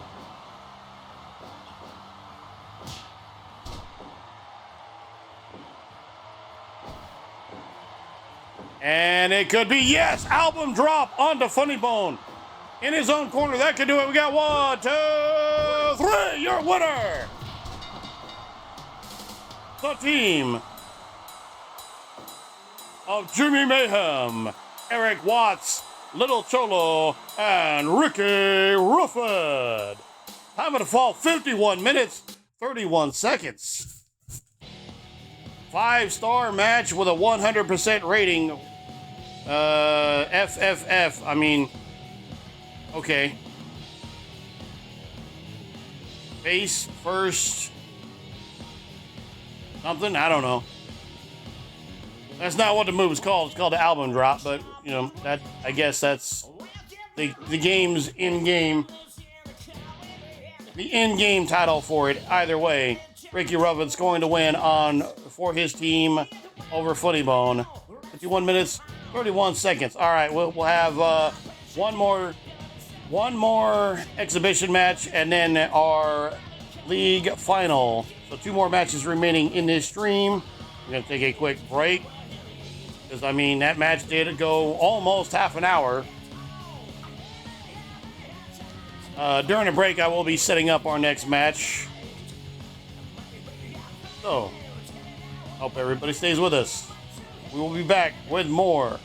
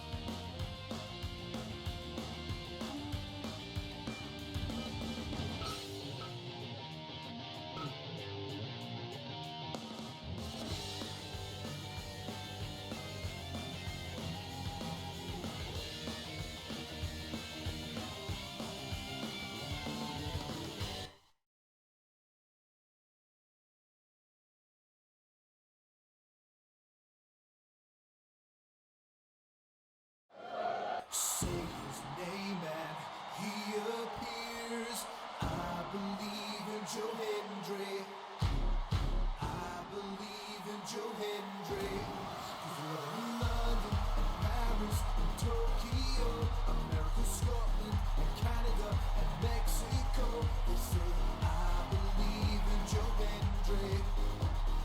I believe in Joe Hendry.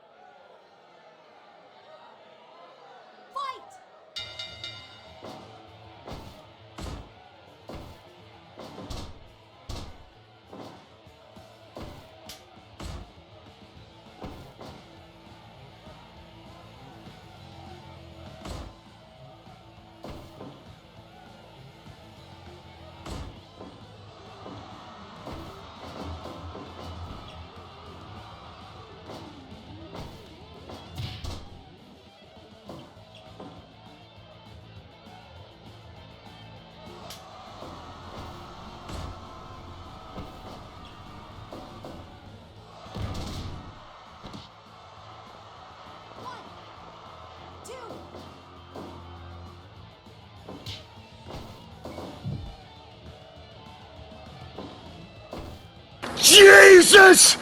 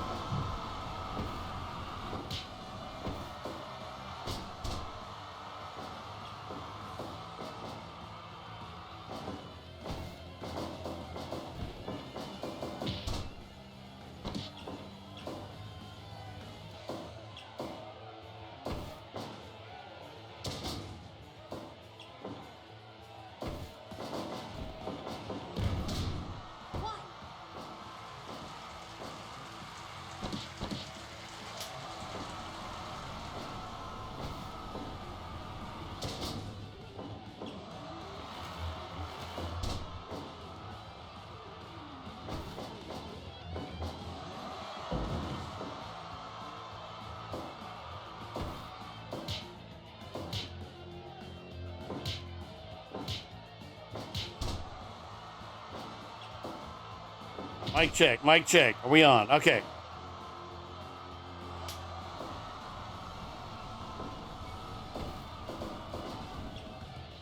All right, well, since I don't think the microphone picked up like literally anything I had just said. In the ring at the moment, Shannon Ballard taking on the game changer Greg Hernandez.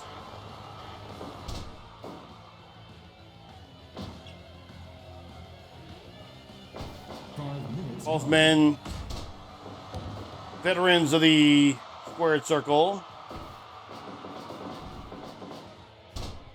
Shannon does have a much more, I guess, more prestigious singles resume than his brother Shane does.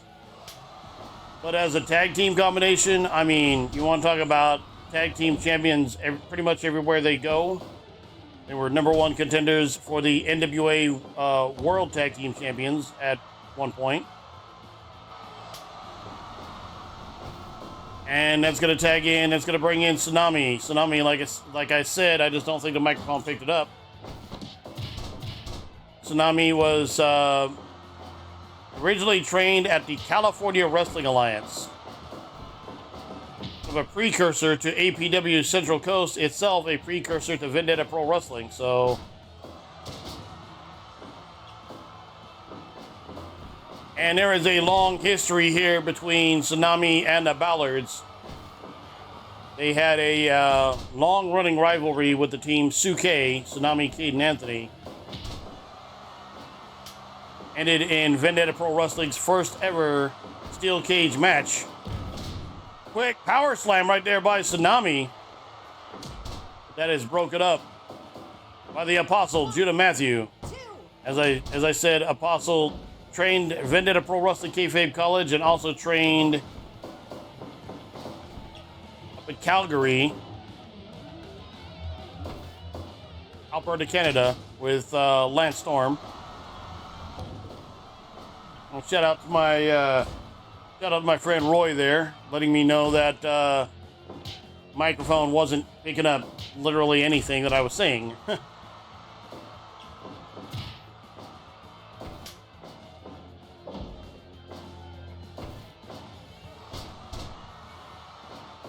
know, Roy, I think you're familiar with a couple of these guys, right?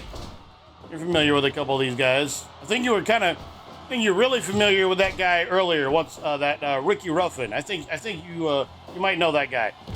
Crucifix Powerbomb. 10 minutes gone.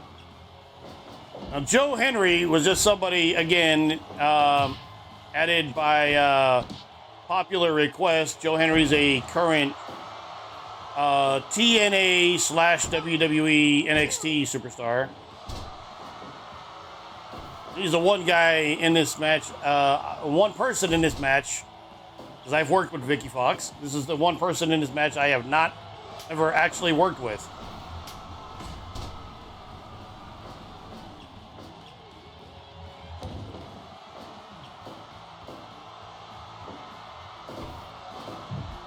Added by popular request.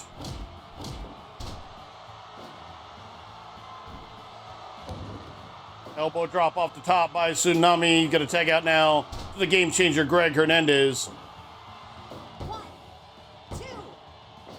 Actually, a lot of history between Hernandez and Tsunami, and usually as opponents.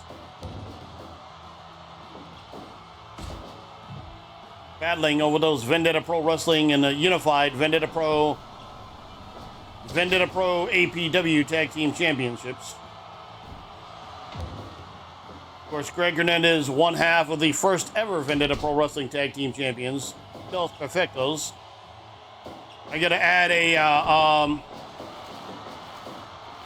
even though he's been retired for a long time, I mean, the Ballards are retired now too, so I think Greg might be retired, actually.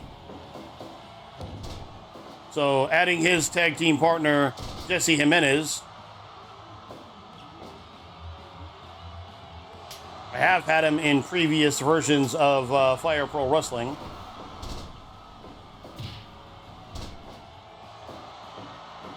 One of those matches is available here on my Twitch channel, but that was a stream from, like, Justin.tv from, like, I don't know, like 2011. If you can believe I've been streaming that long, off and on. Justin.tv, of course, now known as Twitch.tv. So, this platform. Over the top rope goes the Apostle. And okay, the Ballards are going to come out to meet everybody now, but for a moment, Apostle was in trouble. That belly suplex there by Tsunami. And that is his finish right there. That is the finisher for Joe Henry. This might be, no, he gets in just in the nick of time.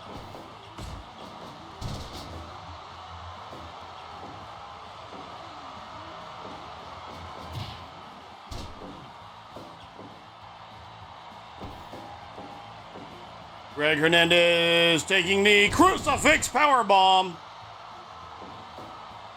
Gonna go for the cover, but yeah, he's not only is he too close to the ropes, he's in his own corner. They would have broke that up quickly anyway. Tags out to Shannon Ballard.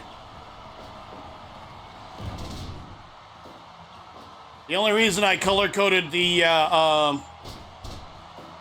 attire, the reason I switched them up is that it makes it easier to tell which Ballard is which. This is not something they would do in an actual match. They would wear matching attire and would usually use that and the fact that they're identical twins to their advantage. That became a bit of a problem after Shane had to take a near 3-year break due to injury. In fact, we didn't really think he was going to be able to come back at all. Glad that he was able to, but the physical conditioning did kind of give away which one was which at that point. Understand when I say that about Shane Balor's physical conditioning, his physical conditioning, even at that time, was better than like 99% of people's out there. So, but there's, you know, there's in shape and then there's ring shape. And you can only be ring shape one way, and that's by being in the ring.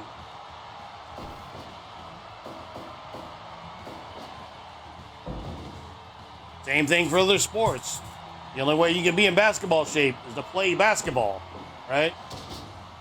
You train as hard as you want and run and do everything else. You actually have to be on the court to be in shape for that. Michael Jordan, when he came back from his first retirement after playing baseball at the AAA level, it's not the same kind of shape, not the same kind of conditioning at all. 18. Now, in case you're wondering, this game tends to follow a nice spine buster there by Judah Matthew. And tag out to Shane Ballard. In Japan, when the referee puts in the count, the ring announcer will actually then state the count over the microphone. Well, this game is made by a Japanese company. They tend to follow Japanese norms. So, not something that would normally happen in an American match. Although it does happen when New Japan Pro Wrestling does matches here in North America. This New Japan Pro Wrestling makes sense.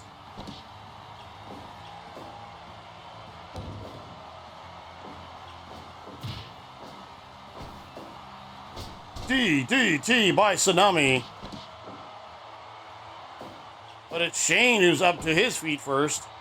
Only to be caught by a side belly-to-belly suplex now off the ropes. Thought he was going to go for that... Thought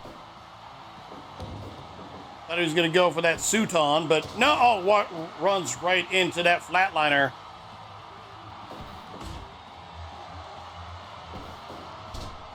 Now being sent to the outside and knocked off the ring apron there by Shane.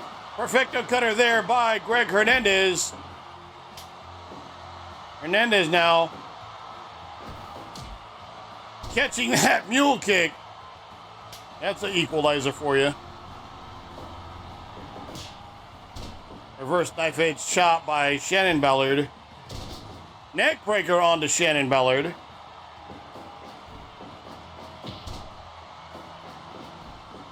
Off the ropes, but Shannon getting up to his feet. Shannon now setting up the Air Canada. 1, 2, no, broken up. Joe Henry in there quickly, able to break that one up. All 6 men in the ring now. I can't say that this time since it pop off perfecto cutter there by Greg Hernandez.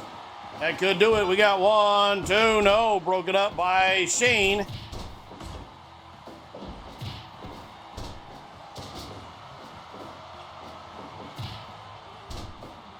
I said that about basketball, and you know, being a completely different type of conditioning than baseball.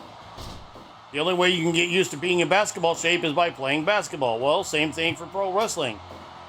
Not that Shane wasn't in good, you know, even great condition, but you gotta, in order to be in ring shape, you gotta be in the ring. You gotta get used to taking them bumps. You get used to getting thrown into the corner. Your body has to adjust to that. The first couple times in training, you go to hit those ropes. Those aren't all, most places don't use ropes, they use steel cable. And people think that the mat is nice and bouncy and springy. It hurts. And you don't get used to it. What happens is, I mean, that is an F-Su right there by Tsunami. If he can make the cover, taking the effects of this match, but got the cover. We got 1, 2, no.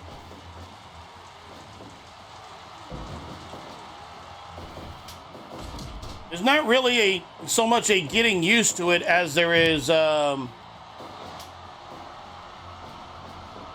what they say about it. It doesn't get easier, you get stronger. Something to that effect.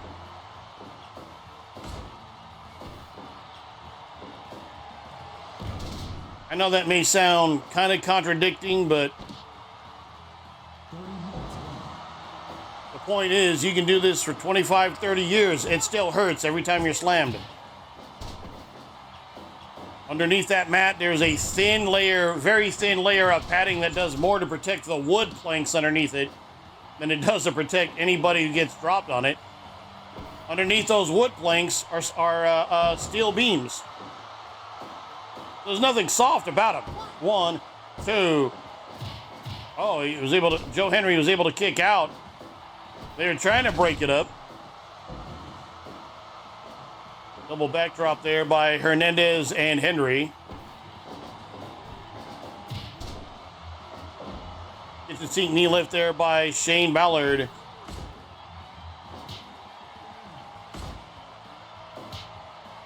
Definitely two different generations of professional wrestling here.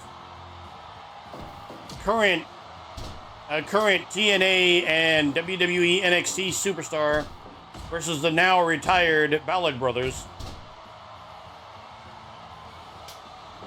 Tagging out to a at least semi-retired Greg Hernandez.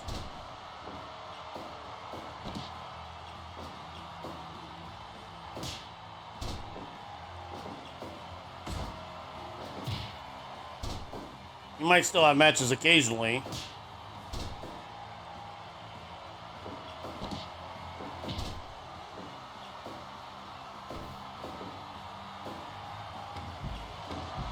I hear that that double power bomb there onto Hernandez while Shannon Ballard's on the outside. Perfecto cutter there by Greg Hernandez. Too close to his opponent's corner. Over 30 minutes have passed in his contest, 60-minute time limit.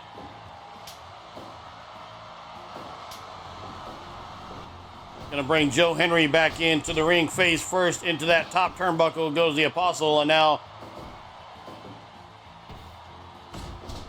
look at this.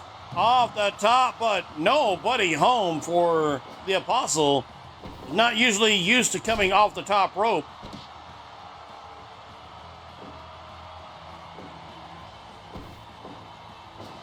Neck breaker by the Apostle, Judah Matthew.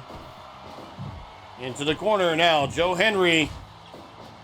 Series of European uppercuts there in that corner. And now he's got the ankle lock on. He's got the ankle lock on, but too close to that corner. Apostle, being the taller man, his foot was underneath that rope. Underneath that bottom rope. Series of European uppercuts hitting that forearm. That forearm right to the chin. Nothing soft about it. It'll knock your ass cold out. It'll knock your ass out without risking, shattering your own hand in the process. But now, crucifix powerbomb. And he's closer to his corner. We got 1, we got 2. No! If he was just a little bit closer to his own corner, they might not have made it in time. So I can tell you something else about the ring here in Fire Pro Wrestling World. These rings are fucking huge. 7, Or at least the wrestler sprites are small in comparison anyway.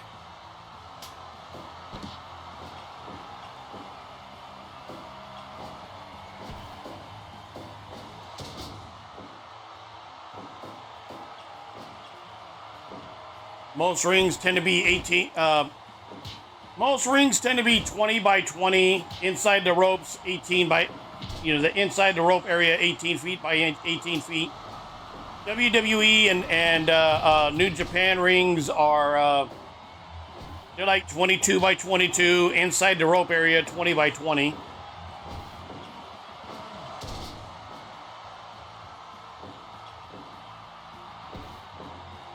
There are smaller rings, 16 by 16. There's even I've even seen a 12 by 12. I mean, I don't know. You don't hardly have room to do anything. I mean,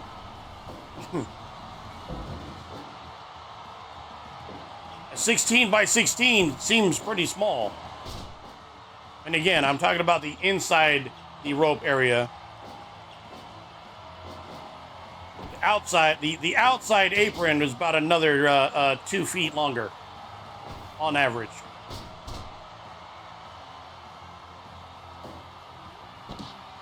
Fire Pro Wrestling World rings, like I said, they're fucking huge. See how many steps these guys are taking. Usually in an 18 by 18, like hit the ropes, 1, 2, pivot, hit the rope, 1, 2, pivot, hit the rope. 16 by 16, 1 pivot, hit the rope, 1 pivot, hit the rope.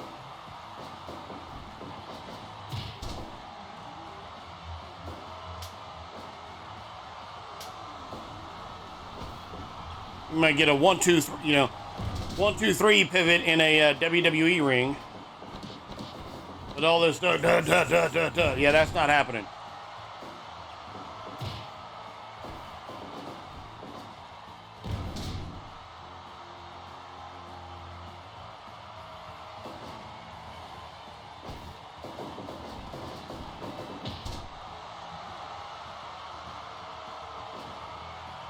Hernandez now off the top, flying elbow drop, 42 minutes in, almost 43 minutes in now, 60-minute time limit. Overhead, belly to belly suplex, and he hits that chair on the way. Elbow suplex, though, onto Hernandez in the ring. So neither one of the legal competitors are having a particularly great time right now. Running clothesline there by the Apostle. However, Shane hitting that clothesline, I was going to say, he needs to get back into the ring. Reverse knife edge chop. He's going to tag out to Shannon. Off the ropes, running knee drop by Shane Ballard. And now, once again, being sent to the outside. Now it's Greg Hernandez who falls onto that chair on the outside.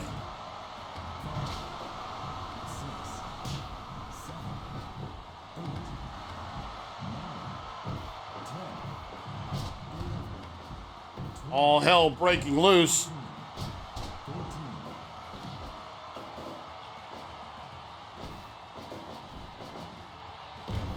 Spine buster right there by Greg Hernandez. Tags out to Tsunami.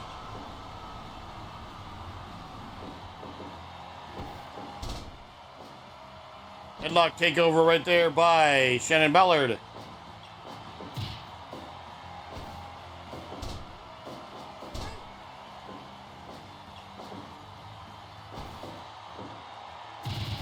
The Apostle Judah Matthew catching a 3-man beatdown.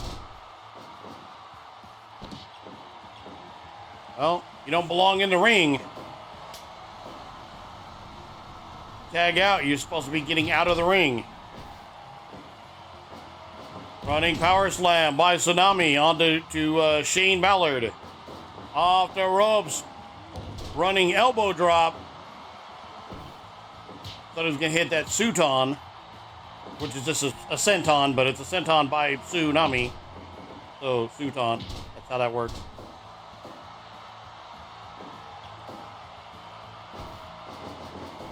Now, off the ropes and Running punch right there by Shane Ballard.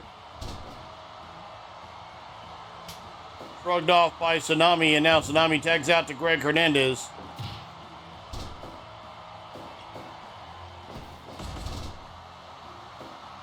Shane Ballard shrugging off both of his opponents.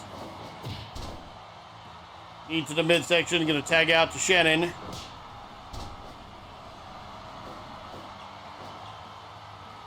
One of the most respected tag teams in all of pro wrestling. Again, you go to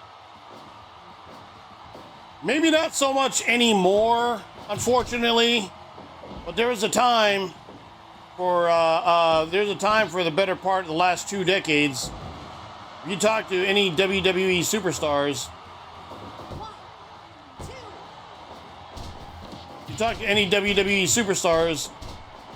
there's a pretty good chance they knew the name Shane and Shannon Ballard. Again, you talk to somebody like John Cena. John Cena gonna know, yeah, you know Joseph Duncan? No, have no idea who the hell that is. No, he has no reason to. You know who Shane and Shannon Ballard are? Yeah, I know them.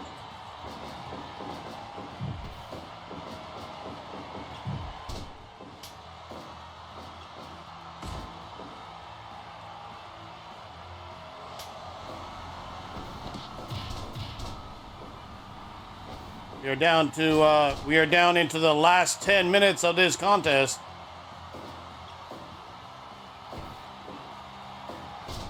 Inverted atomic drop by Judah Matthew. Neck breaker by Judah Matthew. Joe Henry fighting out of it. Or is he? An inverted atomic drop once again. And I'm not really sure who a strike exchange would favor here. I do know Apostle is the larger of the two. In this case, that spinning clothesline by Joe Henry answered that question.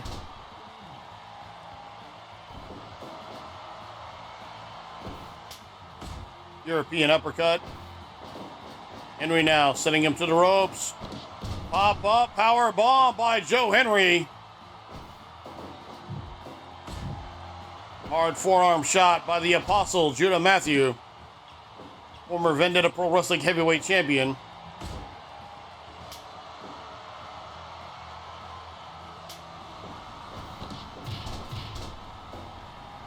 Judah Matthew, also former Vendetta Pro Wrestling Underground Champion, NWA Pacific Coast Heavyweight Champion. He was the title holder at the time when the Underground title became the NWA Pacific Coast title. Now, had I known we were going to retire the title entirely, literally one show later, just kept the name Vendetta Pro Underground.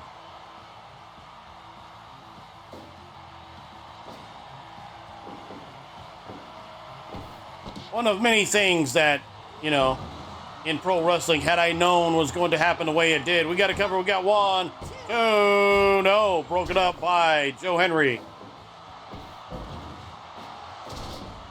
Heading quickly into the last 5 minutes. Nobody home there for Tsunami. 5 minutes remaining. Michinoku Driver, we got 1, 2, 3. Your winner. The team of Greg Hernandez, Joe Henry, and Tsunami.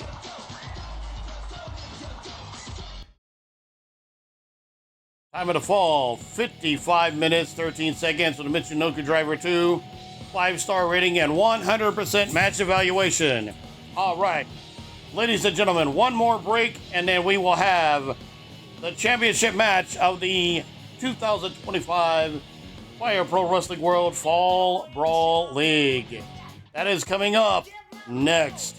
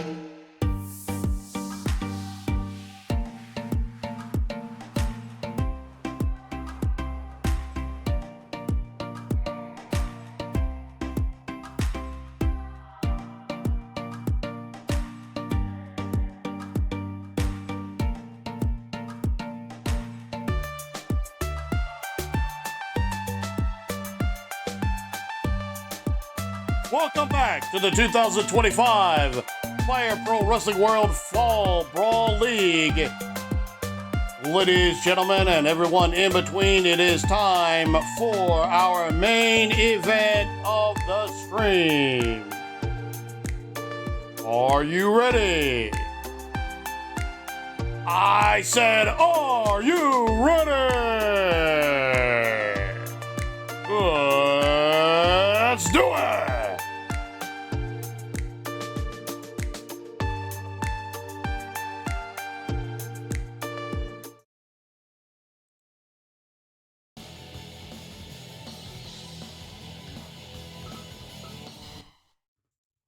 Ladies and gentlemen, this is the championship match of the 2025 Fire Pro Wrestling Fall Brawl League. It is scheduled for one fall. Making his way to the ring, the winner of the A bracket,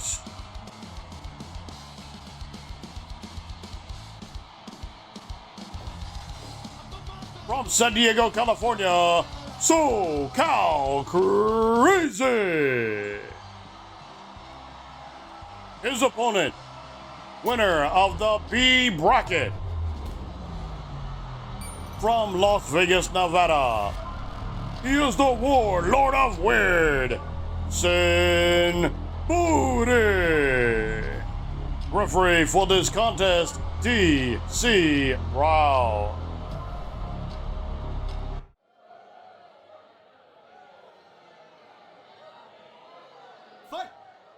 All right, ladies and gentlemen, main event time here.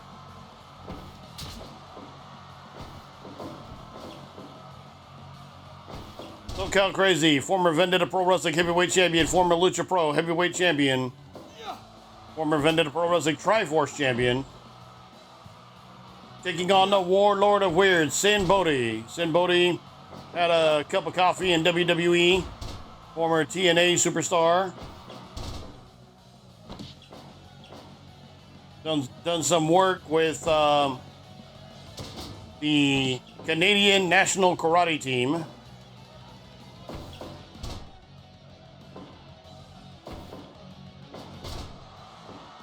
Practiced magician and trained carnival worker. Carnival and circus worker.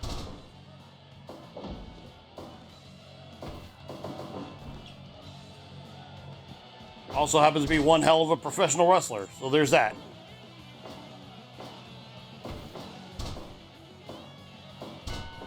SoCal Crazy, actually, with the experience advantage of the two.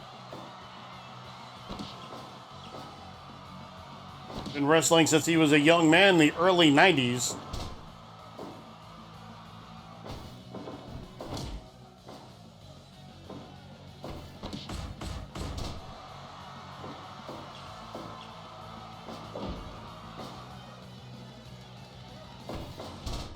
Takedown right there by SoCal Crazy. And hip toss by Sin Booty.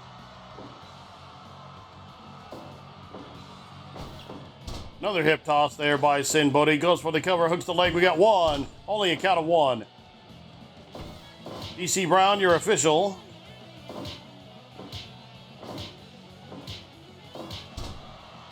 Somehow finds a way to get booked. Is what it is. I mean, somehow I found a way to get booked, so, you know, no hate. Tilt-a-whirl backbreaker there by SoCal Crazy, and now off the top rope, but he misses with the senton. Only a count of one there on the cover, following that by Sin Booty. 5 minutes gone. Once again, we got a cover here. Once again, check out PhoenixPro.com or W.GG. Use discount code Black Leather Crew at checkout. Phoenix Pro Audio or W Energy and Hydration.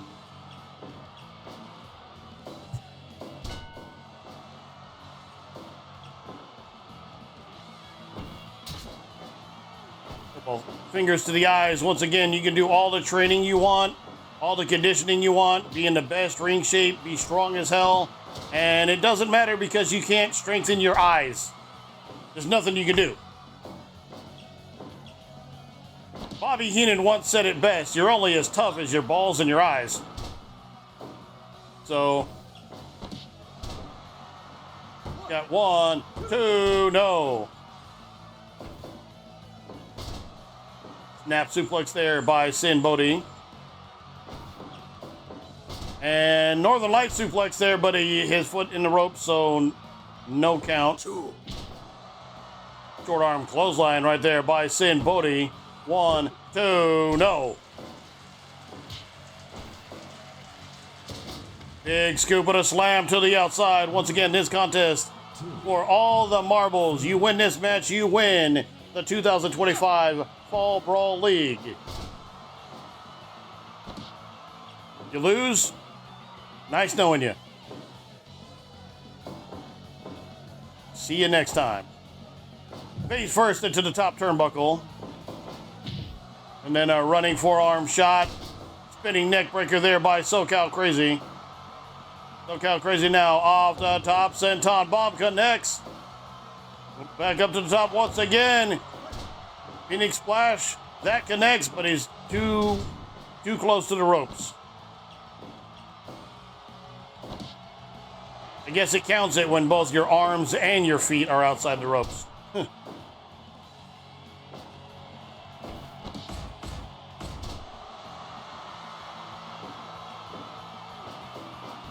Now SoCal Crazy.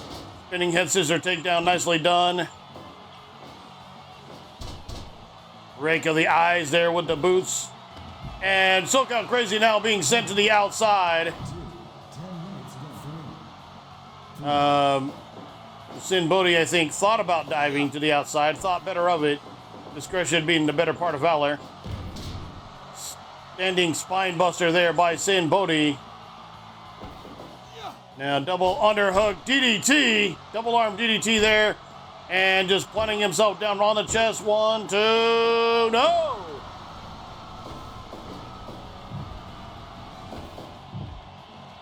Sorry, you seem to be having like excess saliva, and so yeah. Off the top, Phoenix Splash there once again by SoCal Crazy, going up to the top one more time, hitting another one. Why the hell not? Let it fly. And Hurricane Runner takedown by SoCal Crazy. SoCal Crazy now has him set up. Sit out power bomb. 1, 2, no! Into the corner. Now SoCal Crazy set up in the tree of woe. Drop kick. That's going to get him out of it, but it's going to get him out of it, particularly in a hard way. Nice counter right here by SoCal Crazy. We've got 1, 2, 3. Your winner of the Fall Brawl League, SoCal Crazy. Time of the fall, 12 minutes, 44 seconds. SoCal Crazy with the win off of what was a counter. Winner of the 2025 Fall Brawl League, SoCal Crazy.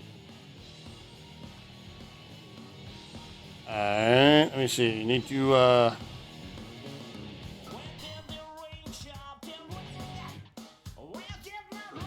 me go clip that here real quick.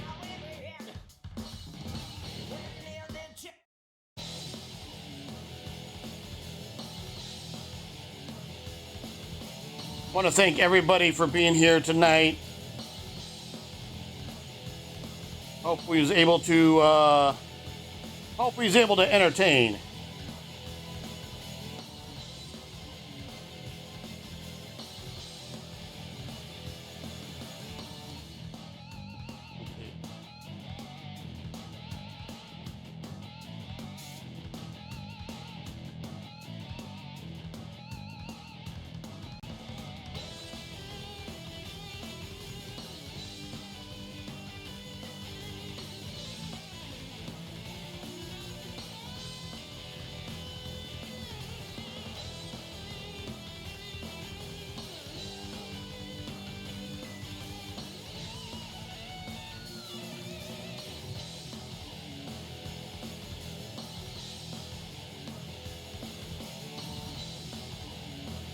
right.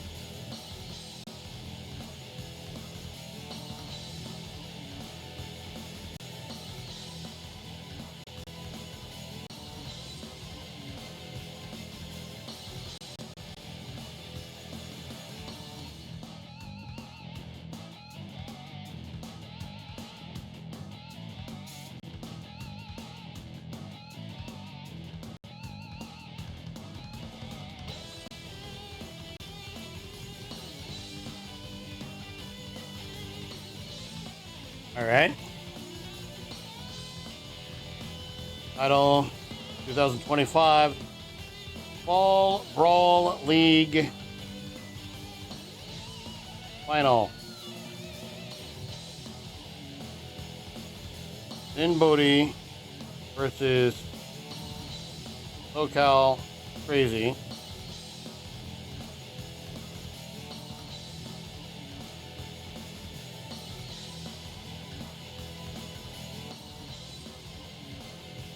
Save clip. Saving clip.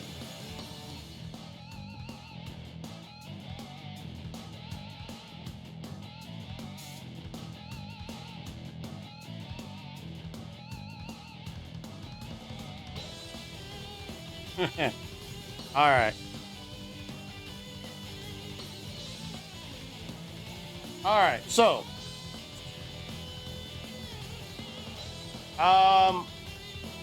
Sunday I will start a whole new league. I'm gonna start a tag league, Fall Brawl Tag League. So I'll have that set up, and we'll probably start that overnight. Sunday night into Monday morning. If not, then it'll be Monday night into Tuesday. And then we'll do this again once we reach the final on that. We'll have another one. We'll have another event kind of like this.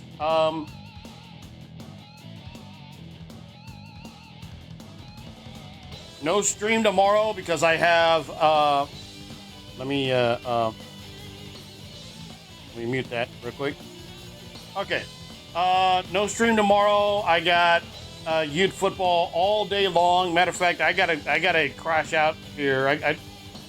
I gotta go to sleep here. Crash out. See, again, this is me being old head. Crash out to me means I'm gonna go lay down and go to sleep. I understand now. Crash out has a whole different damn meaning. So I'm going to lay down and go to sleep. I'm not going to crash out.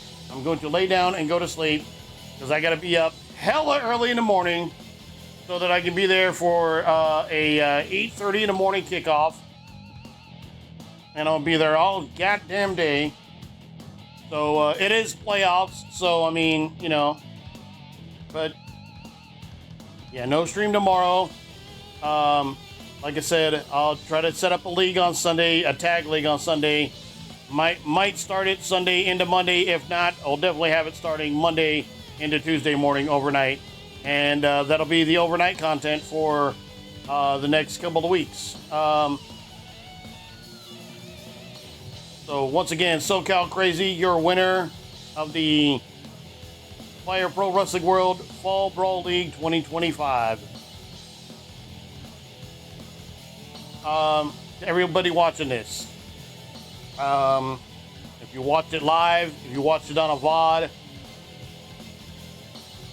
I'll probably send this to YouTube.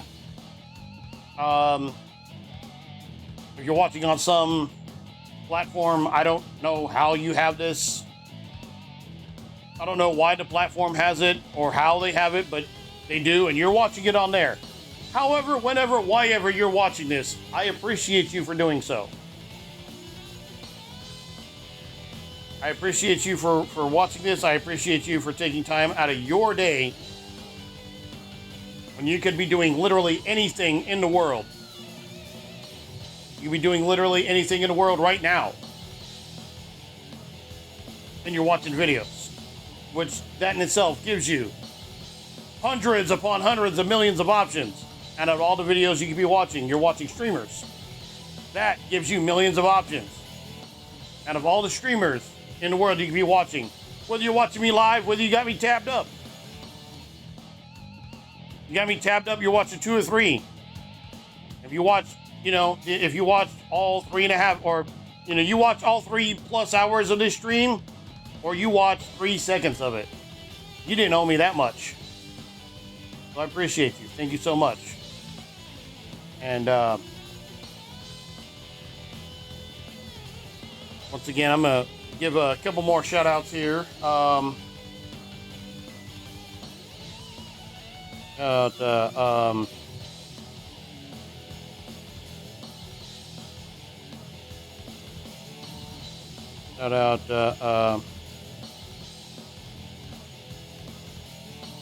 out my friend Queenie, XI Queen. Go check her out.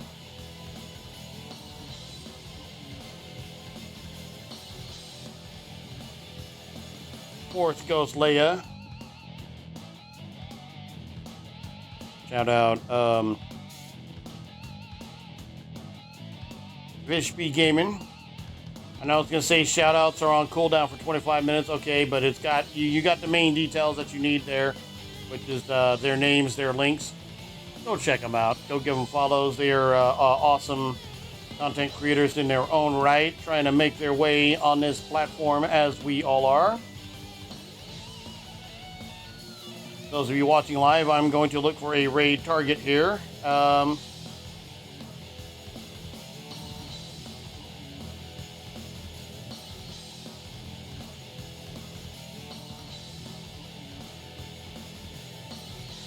see who all is here. Okay.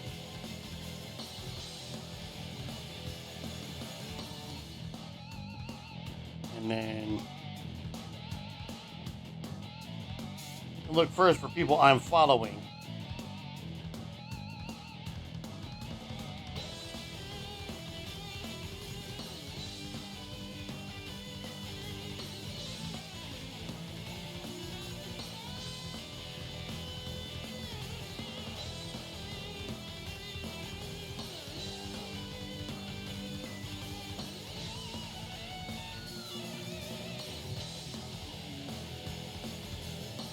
All right.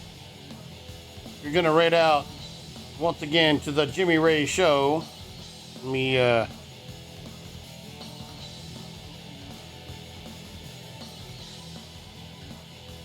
there real quick. So, all right. So,